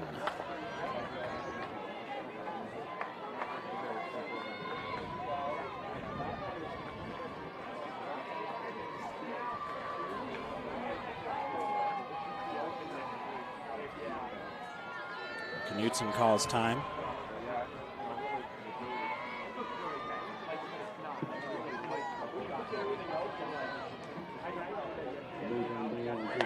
Russman thought about the bunt, pulls it back, takes strike 2.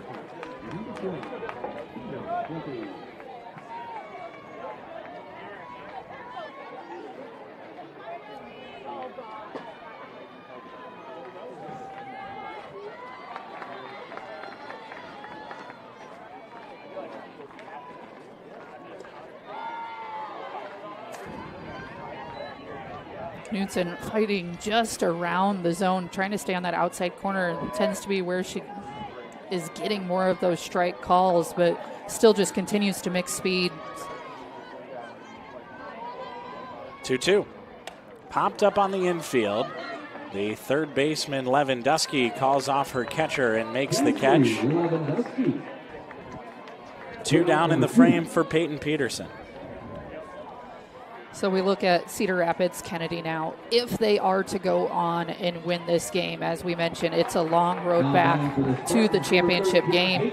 But for Kennedy, I mean, obviously, very, very impressive what Knudsen's been able to do in the circle. But they do have Peyton Steinman as well, who comes into the tournament with over 100 innings pitched. So definitely another pitcher there in this Kennedy lineup that has plenty of experience throughout this season, and they're going to need that. Yeah, no doubt about it.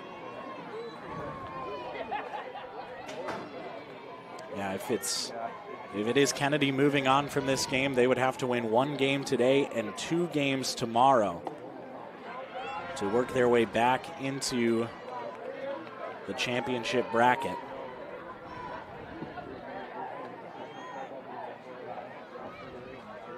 And the other factor is, if you do lose that first game, you are guaranteed a rematch as you work your way back out of the elimination bracket. Either the team that you lost to loses their next game and you play them immediately, or they win the next game, you beat the team that they beat, and then you play them again. And I bet both these teams here are chomping at the bit for a rematch yeah. Of their game yesterday.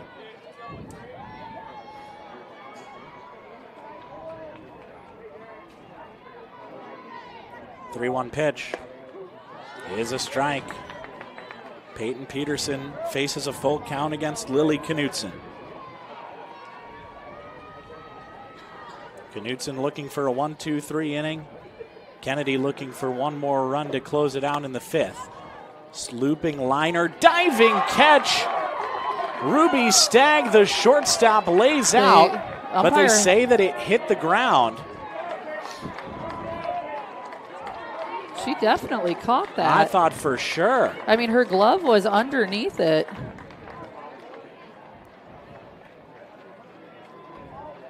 All 3 umpires looked at each other, and that's the call for the home plate umpire to make. He's the only one that really has that vantage point. He says the ball pops out of the glove of Ruby Stagg. I'm not sure how it could have happened. From our vantage point, it definitely looked like Stagg was able to get her glove underneath that and was able to cradle the ball and make the catch. So I definitely don't blame Cedar Rapids Kennedy there for starting to hustle off the field. Yeah. A tough break for Kennedy. Lola Gardner takes outside.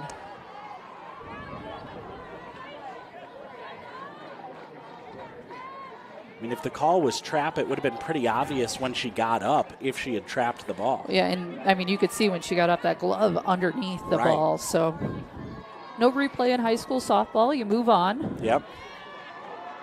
And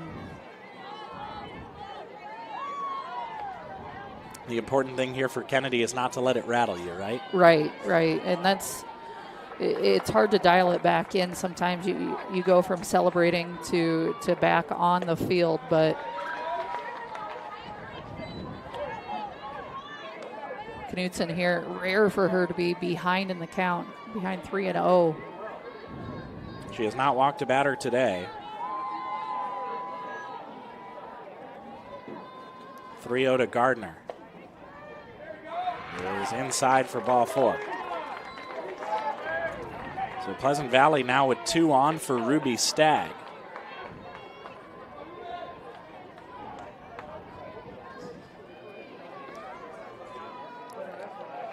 Spartans trying to take advantage.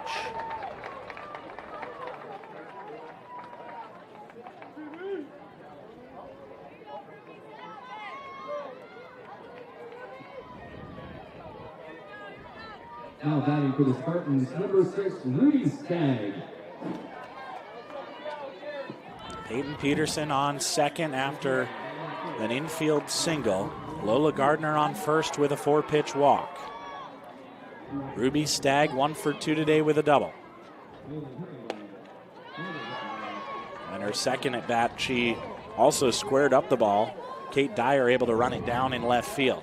That was a great line drive in her last at bat. And tell you what, just not a lot of excitement on the field right now. This feels like Pleasant Valley's opportunity to get themselves back in this game.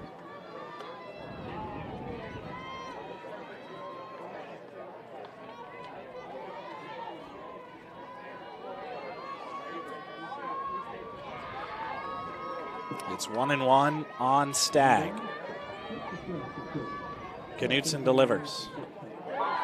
Which misses downstairs. Stagg able to hold up.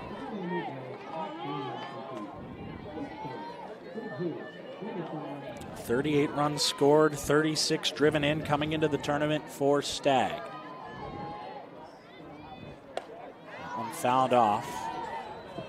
10 doubles, 9 home runs, had another double today to make it 11 on the year. She was way out ahead of that one, inside pitch.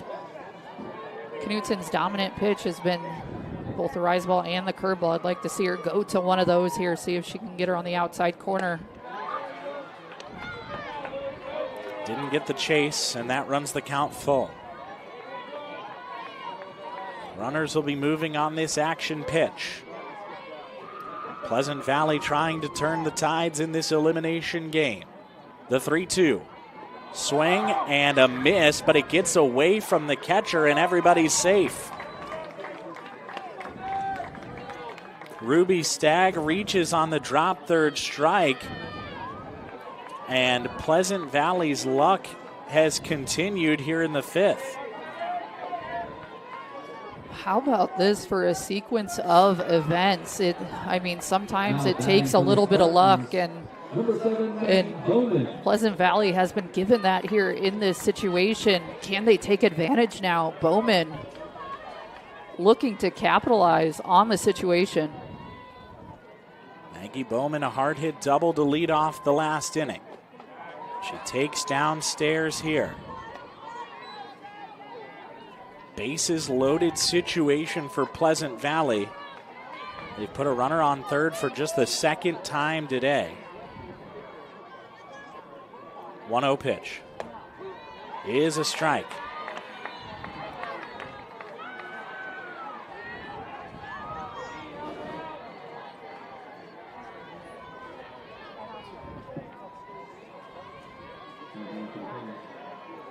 Knutson delivers outside.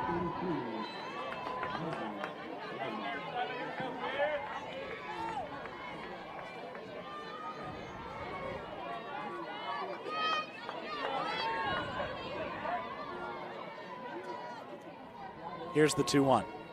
Ground ball on the infield. Lewandowski to first, and it's dropped. Pleasant Valley gets the 1 run across thanks to a throwing error. And Lewandowski on that play, her momentum was coming towards first base, but the runner between second and third paused. She wasn't full go towards third base. The out was open at third.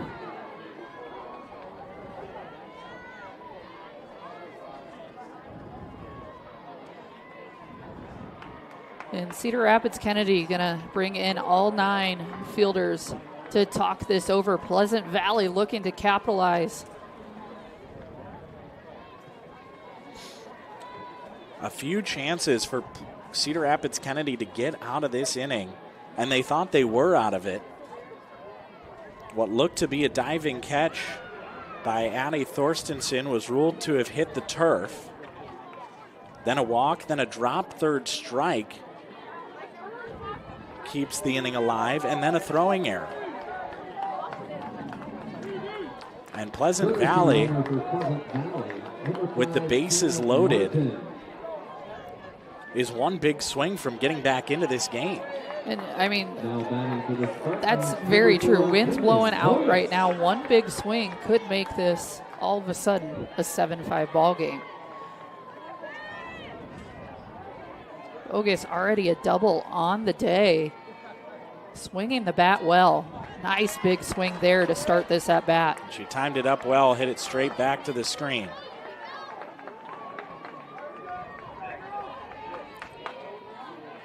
A double and a pop out so far for Voges. Knutson trying to wiggle her way out of trouble. 0-1. It is low.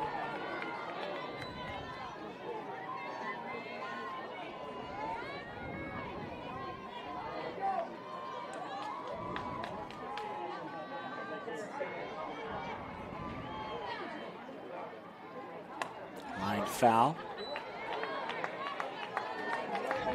Kennedy a strike away from getting out of this inning and minimizing the damage.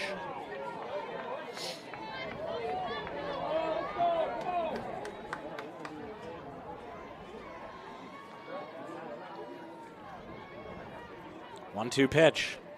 Called strike three.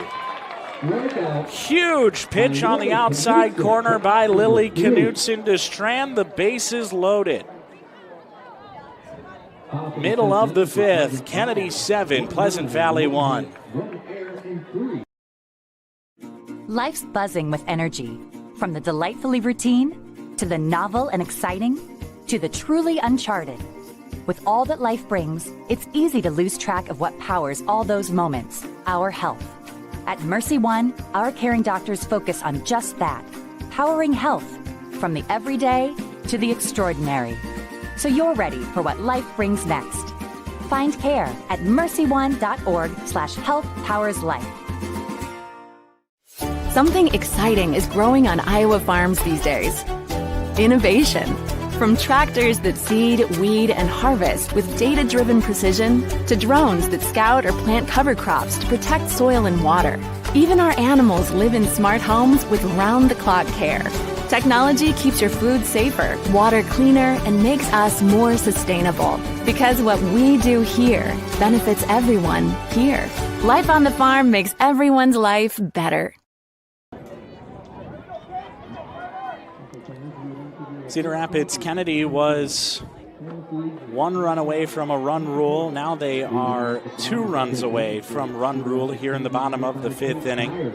And it's 9-1-2 due up for Cedar Rapids Kennedy. They've got to feel pretty good about their spot in the lineup and their chances of scratching 2 runs across. Part of this order coming up, and quick first out there, but I think it's big for Kennedy here, just kind of with the mishaps in the top half of that inning, to come back and settle this game in and get the momentum back on their side. Still with a 6-run lead, but feels a heck of a lot better when you're up there and win a game on a positive note instead of just kind of watching things unravel a little bit at the end. Yeah, Cedar Rapids Kennedy still definitely has the chance to end this game the way that they want to see it end. Lily Knutson at the dish takes strike 1. She's been on base all 3 times. A couple of singles and a hit by pitch. 0-1. Floats outside. Touch low as well. Knutson has scored twice and driven in 2 runs in today's game. Also has a pair of stolen bases. And one is high.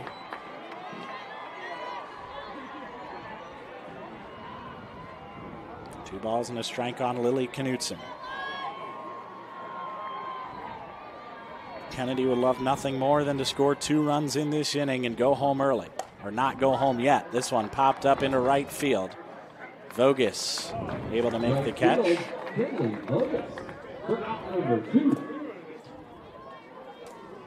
Pleasant Valley able to do all their damage in the 5th inning with 2 outs and the bases empty. Kennedy trying to follow suit now here in the bottom of the 5th. They don't want to go home early. They just want to go rest. Exactly, early. yeah. Yes.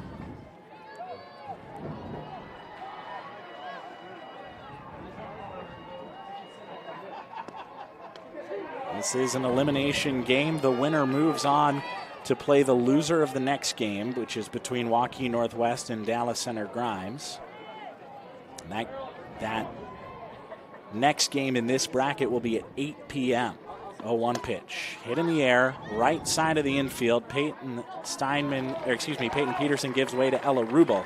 And the second baseman makes the catch and retires the side. 1-2-3 go the Cougars in the fifth. SWIC is a community. Southwestern Community College is a place in rural southwest Iowa where students from across the world come to be a part of a tight-knit family, Spartan Nation, where they study, train, grow, thrive, and are called by name, not by number. At SWIC, we are one.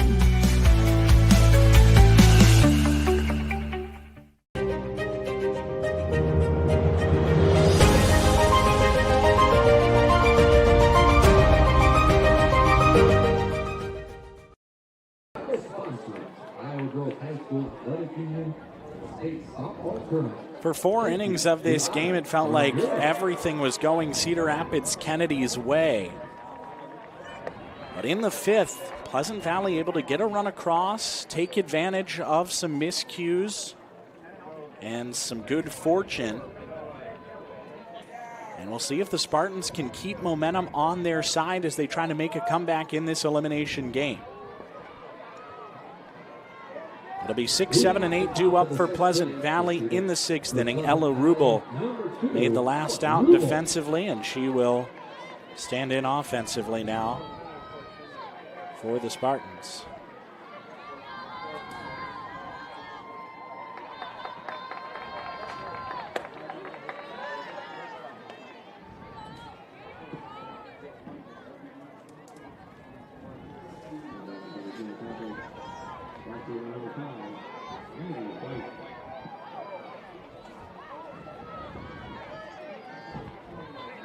One. This is outside.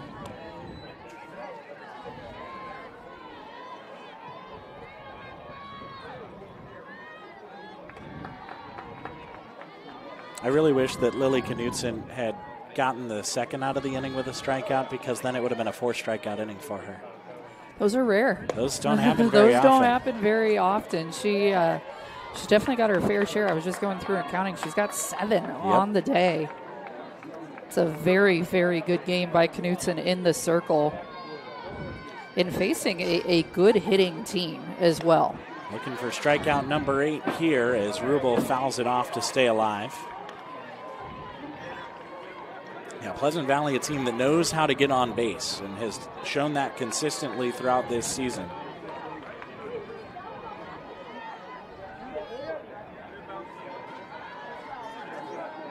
One and two.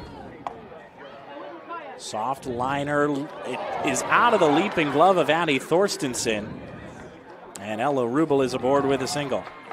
And Thorstensen just tried to make the leaping grab on that play. I would love to see her just keep her feet grounded, let the ball come to her, make it an easier catch. Sometimes it's hard as a fielder. You see that coming, you want to reach out towards it, and that ball just pops right out of her glove. Conversation here between Madison LeClaire, the Cedar Rapids Kennedy head coach, and the home plate umpire, Bruce Kaiser. Not entirely sure what the conversation was about, but we will continue. Now, Kennedy still has a pretty healthy lead here in this game, but these last couple innings, I would say, kind of left a sour taste in their mouth as they're progressing in this state tournament. They'd love to see things turn around a little bit as this game wraps up. Big wave and a miss on a rise ball. Mason Bischoff couldn't find it.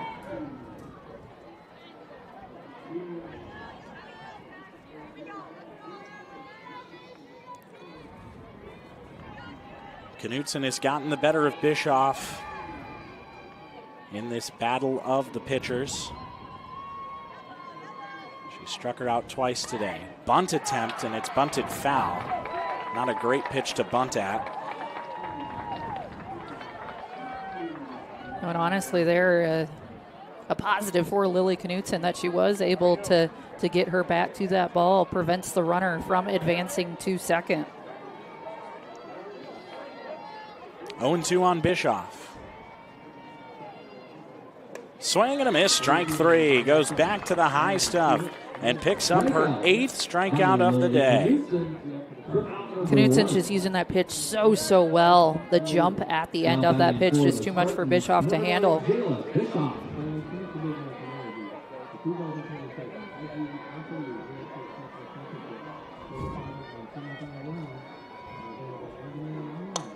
Jayla Bischoff pops up the first pitch out to shallow right field. It drops between the fielders.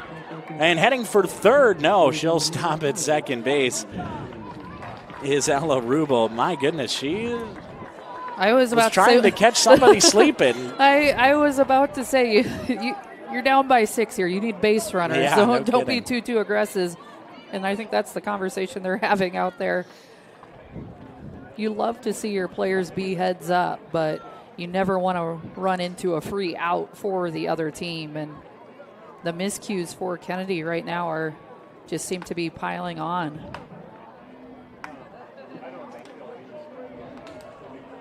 I don't know if it was kind of lost in the sun by the second baseman, Natalie Hora, but it was just too long of a run for Molly Giesman in right field. And I think definitely the sun playing a factor on that ball to shallow right. Number 8, Eden Rustin. Eden Russman, the batter.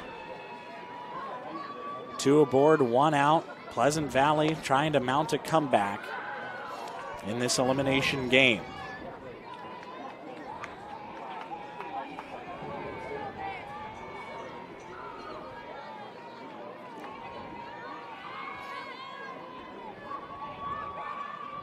The 1-0 in there for a strike.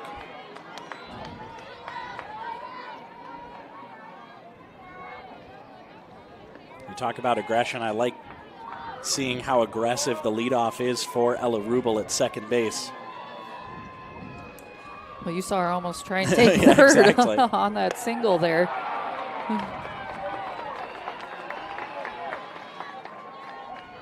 Now 2-1 on Russman, looking for her first hit today.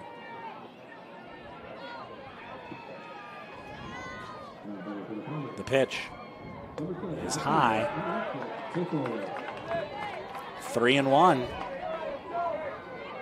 Knudsen wants to be careful here. You don't want to walk to load the bases for the top of the Pleasant Valley order. 3-1 pitch is fouled off.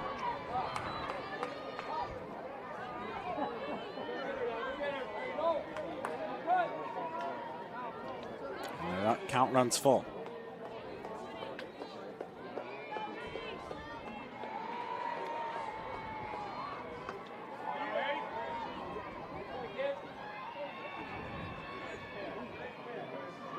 Two.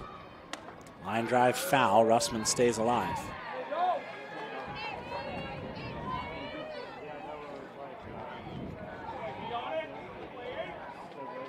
Peyton Peterson sitting on deck, already 2 hits on this game. She is the one PV wants to get to the plate here, and they'd love to get her to the plate with the bases loaded. Knudsen trying to do everything she can to avoid that. Another payoff. Swing and a miss, strike 3. 9 strikeouts for Lily Knudsen today. And just a really good job by Knudsen here when it feels like things are leaning sideways for Kennedy. When things just feel like, uh-oh, this could go south. She finds a way to dial it in, get the big strikeout, and her team feels right back in it. Peyton Peterson, 2 for 3 today. Takes a big hack at the first pitch. I think that's the other thing to emphasize. I mean, you talk about not wanting to be too aggressive on the base pass. You don't need to be too aggressive at the plate. You just need to get on base for Pleasant Valley. Base-to-base softball, that's the way you're going to chip your way back into this ball game. 0-1 is outside. No such thing as a 6-run home run.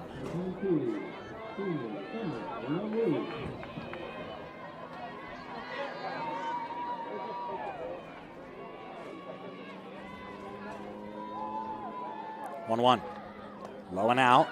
Nice stop Rubel. by Dylan Amling. Rubel with the aggressive jump again out at second. I don't blame her, though. I mean, I dare them to throw behind you, right? Right. I don't blame her, but you never want the third out of the inning. No, on the base paths. 2-1. Line foul. Knudsen. A strike away. Looking for strikeout number 10. Looking to strand 2 on after a pair of singles in the inning. 2-2. Swing and a miss, strike 3. 10 punch-outs on the day for Lily Knudsen. 7-1 Kennedy heading to the bottom of the 6th. Ready? Let's go. Mom, over here. Yeah, this kind of thing can happen when you're hiking, but no worries, Mom. I can prescribe something to soothe the itch. Unity Point Health looks at your family's health from your point of view, offering same-day appointments with expertise focused on what matters most to you. Unity Point Health. Expert care focused on you.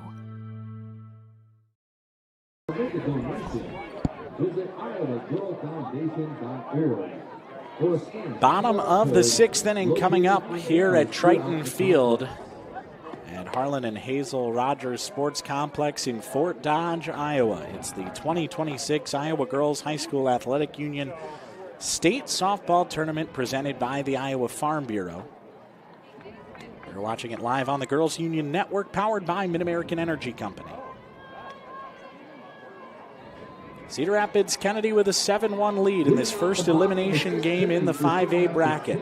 First year of the double elimination format. Both these teams lost their opening games of the tournament yesterday. They square off today in a win or go home situation. And while Pleasant Valley has been building momentum in the last 2 innings, they have just 1 run to show for it. And Cedar Rapids Kennedy needs just 3 defensive outs or 2 offensive runs to shut the door. And if I'm Kennedy right now, I want the 2 offensive runs. Yeah. There's a nice line drive hit there. Caught by Lola Gardner, just right to her. But if I'm Kennedy, I want the momentum on my side going into the rest of the day here. So I'd want to produce some runners here. It's the cleanup hitter for Kennedy, Annie Thorstensen. RBI single back in the first inning. She's 1 for 3. Hitless yesterday in the loss to Dallas Center. Grimes just 1 run for Cedar Rapids Kennedy in their opening game. Quite the contrast to the 7 that they've plated today.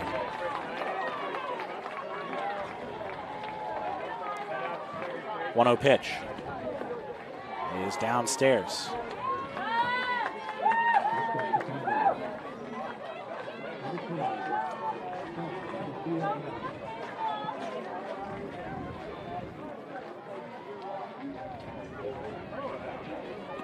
Thorstensen takes low, but it's in the zone for strike 1.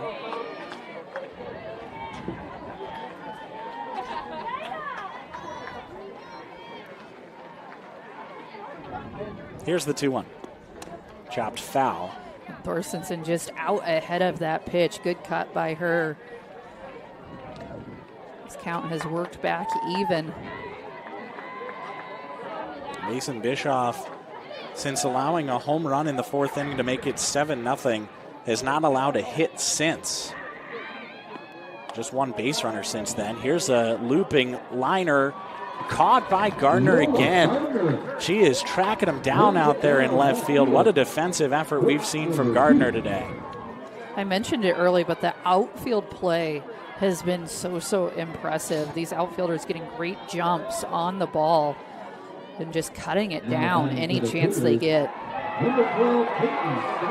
Peyton Steinman had the first long ball of this half of the bracket with her solo shot in the 4th inning. She's the last player to get a hit off of Mason Bischoff, and she cracks this one. 1 hop to the shortstop. Stagg over to first, and the inning is over. Bischoff has retired 8 in a row. Can the Pleasant Valley offense come alive in the 7th? When we return. At MidAmerican Energy, we're one company serving 1.6 million people who all need energy that's available 24/7. That's why we work 24/7. That's why we make investments in our systems that make us more resilient to extreme weather. That's why we generate power from all available resources to cover the variables in supply and demand. And that's why when the power is knocked out, we work around the clock to restore power to you. MidAmerican Energy, obsessively, relentlessly at your service. We go to the top of the 7th inning. 2, 3, and 4 due up for Pleasant Valley. They need one heck of a 7th inning rally to keep their 2026 state tournament dreams alive. But they have the hitters up that they want. The one problem is those hitters have to face off against Lily Knudsen. She has been outstanding today. Just so impressive what she's done in the circle. Like I said last inning, I think the most impressive thing with her in the circle has been there's been moments in this game where Kennedy has just felt like the wheels were coming off a little bit, and she's able to dial it back in, get the big strikeout for her team. It's been impressive to see her leadership in the circle. First pitch misses outside to Gardner. Ola Gardner made a couple of catches in the 6th inning. Both impressive for different reasons. As there's a strike. First one was a solid line out, maybe apart from the home run, the hardest hit ball we've seen all day. Just impressive for Gardner to be ready for it and make the solid catch, even though it was right at her. 1-1 pitch is popped foul to the right side, and then that second ball that she caught had to come all the way in, almost to the infield turf to make that catch. And we've seen her get a number of really good jumps on balls today. One, she just missed a highlight reel diving catch down the left field line. She's had a couple of really good running catches today. Covering some ground. Trying to get her offense going. Softball's not always a sport you get your steps in. She's just making sure she does. Yeah, absolutely. You get your Fitbit saying it's Right. time to move, and you're like, just let somebody, they've got to hit it at me, okay? Right. 1-2 pitch. Chopped foul again. Gardner continues to fight and stay alive.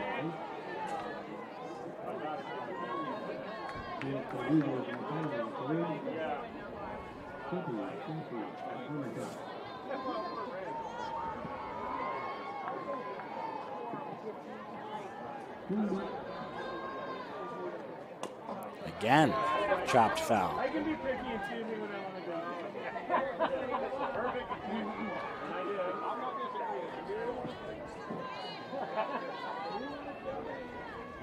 Ten strikeouts on the day for Lily Knudsen. The last 4 outs that she has recorded have all been via the K. 1-2 outside. Gardner has done a nice job of fighting off close pitches. That one she's able to watch out of the zone. Making Knudsen work. Not an easy out to start this inning. 2-2. Popped up foul behind home plate, and we'll do it again. Ruby Stagg and Maggie Bowman also due up in this inning. Both of those players have doubles in this game. Ella Rubel to follow, also has a hit today off of Knudsen. 2-2. Swing and a miss, strike 3. What a battle. Pitcher and hitter, that entire at-bat going after it, and Knudsen wins it. 11 punch-outs for Lily Knudsen as she just continues to rack up the strikeouts. Ruby Stagg the batter now. Big wave and a miss at strike 1.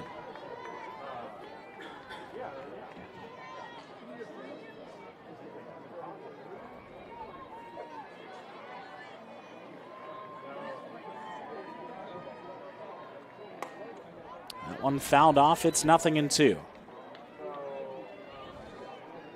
Home plate umpire Bruce Kaiser needs some more softballs. We have a couple right above us. They're not going to be able to get to them No. for a while, but Maybe if they take the screen off this door and they give me a broom, there we go. I can poke them toward the field. Going to build quite the collection by the end of the tournament. No kidding. 0-2 pitch is line foul. Although I wonder if they do collect them some way in the evenings, because I feel like we saw 3 or 4 above us. And those were not here when we started the day this morning. Clever, keeping everyone safe. Yeah. 0-2 on Stagg. Called strike 3. How Outside about corner. 4 straight strikeouts for Lily Knutson and 12 on the day?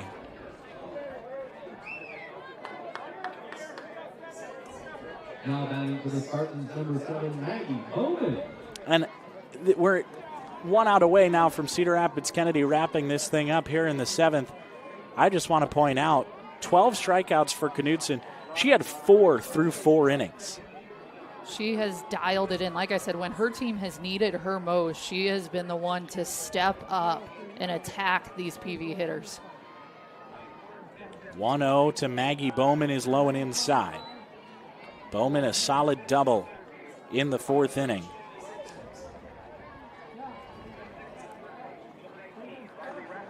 The junior catcher for Pleasant Valley. The last chance for the Spartans. 2-0 pitch. In there for a strike.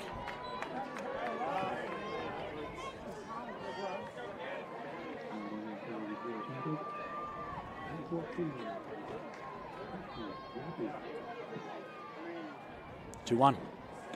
Low and in. Knutson's really settled into a sequence here. She's not sitting on one side of the plate, really going back and forth, mixing the inside and outside. He's had a lot more success with that outside corner against the right-handed hitters. Bowman fouls it off, and Pleasant Valley is down to its last strike. She's not scared to throw to each side of the plate.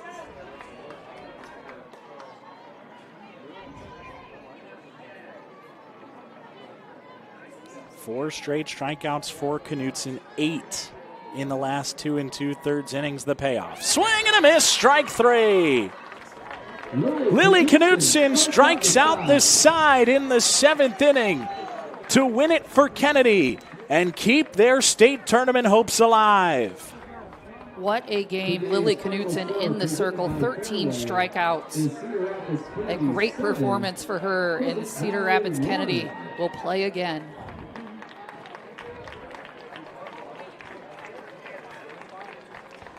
A great showing for Pleasant Valley in this state tournament. The Spartans certainly showing how they qualified this year, and I think putting the 5A world on notice for next year with the youth that this Pleasant Valley team has, what they have coming back. They are going to be, I mean, they're already a fixture here at the Class 5A state tournament, but they are going to be with this core in hand. And here they'll get their state tournament trophy, much deserved. Excited to see the future for this team.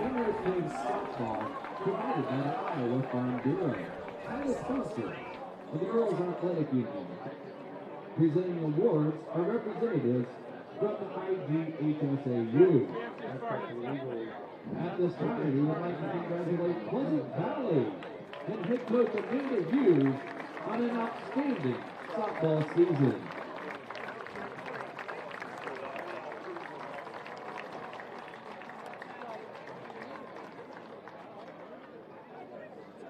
And now, we'd like to recognize today's Quick Star start of the game with 13 strikeouts, number 20, Lily Knutson from Cedar Rapids Kennedy. This standout performer brings her the honor of advancing her team on the bracket. Thanks to Quick Star for their support of the Iowa Girls High School Athletic Union. And congratulations to Cedar Rapids Kennedy. One more time, the final score in this Class 5A elimination game. It is Cedar Rapids Kennedy 7, Pleasant Valley 1. The winner of this game, Cedar Rapids Kennedy, moves on to the 8 o'clock game where they'll play the loser of our next game, the 4-seed Dallas Center Grimes and the 1-seed Waukee Northwest. That game slated to start at 1:15 p.m. here at Triton Field.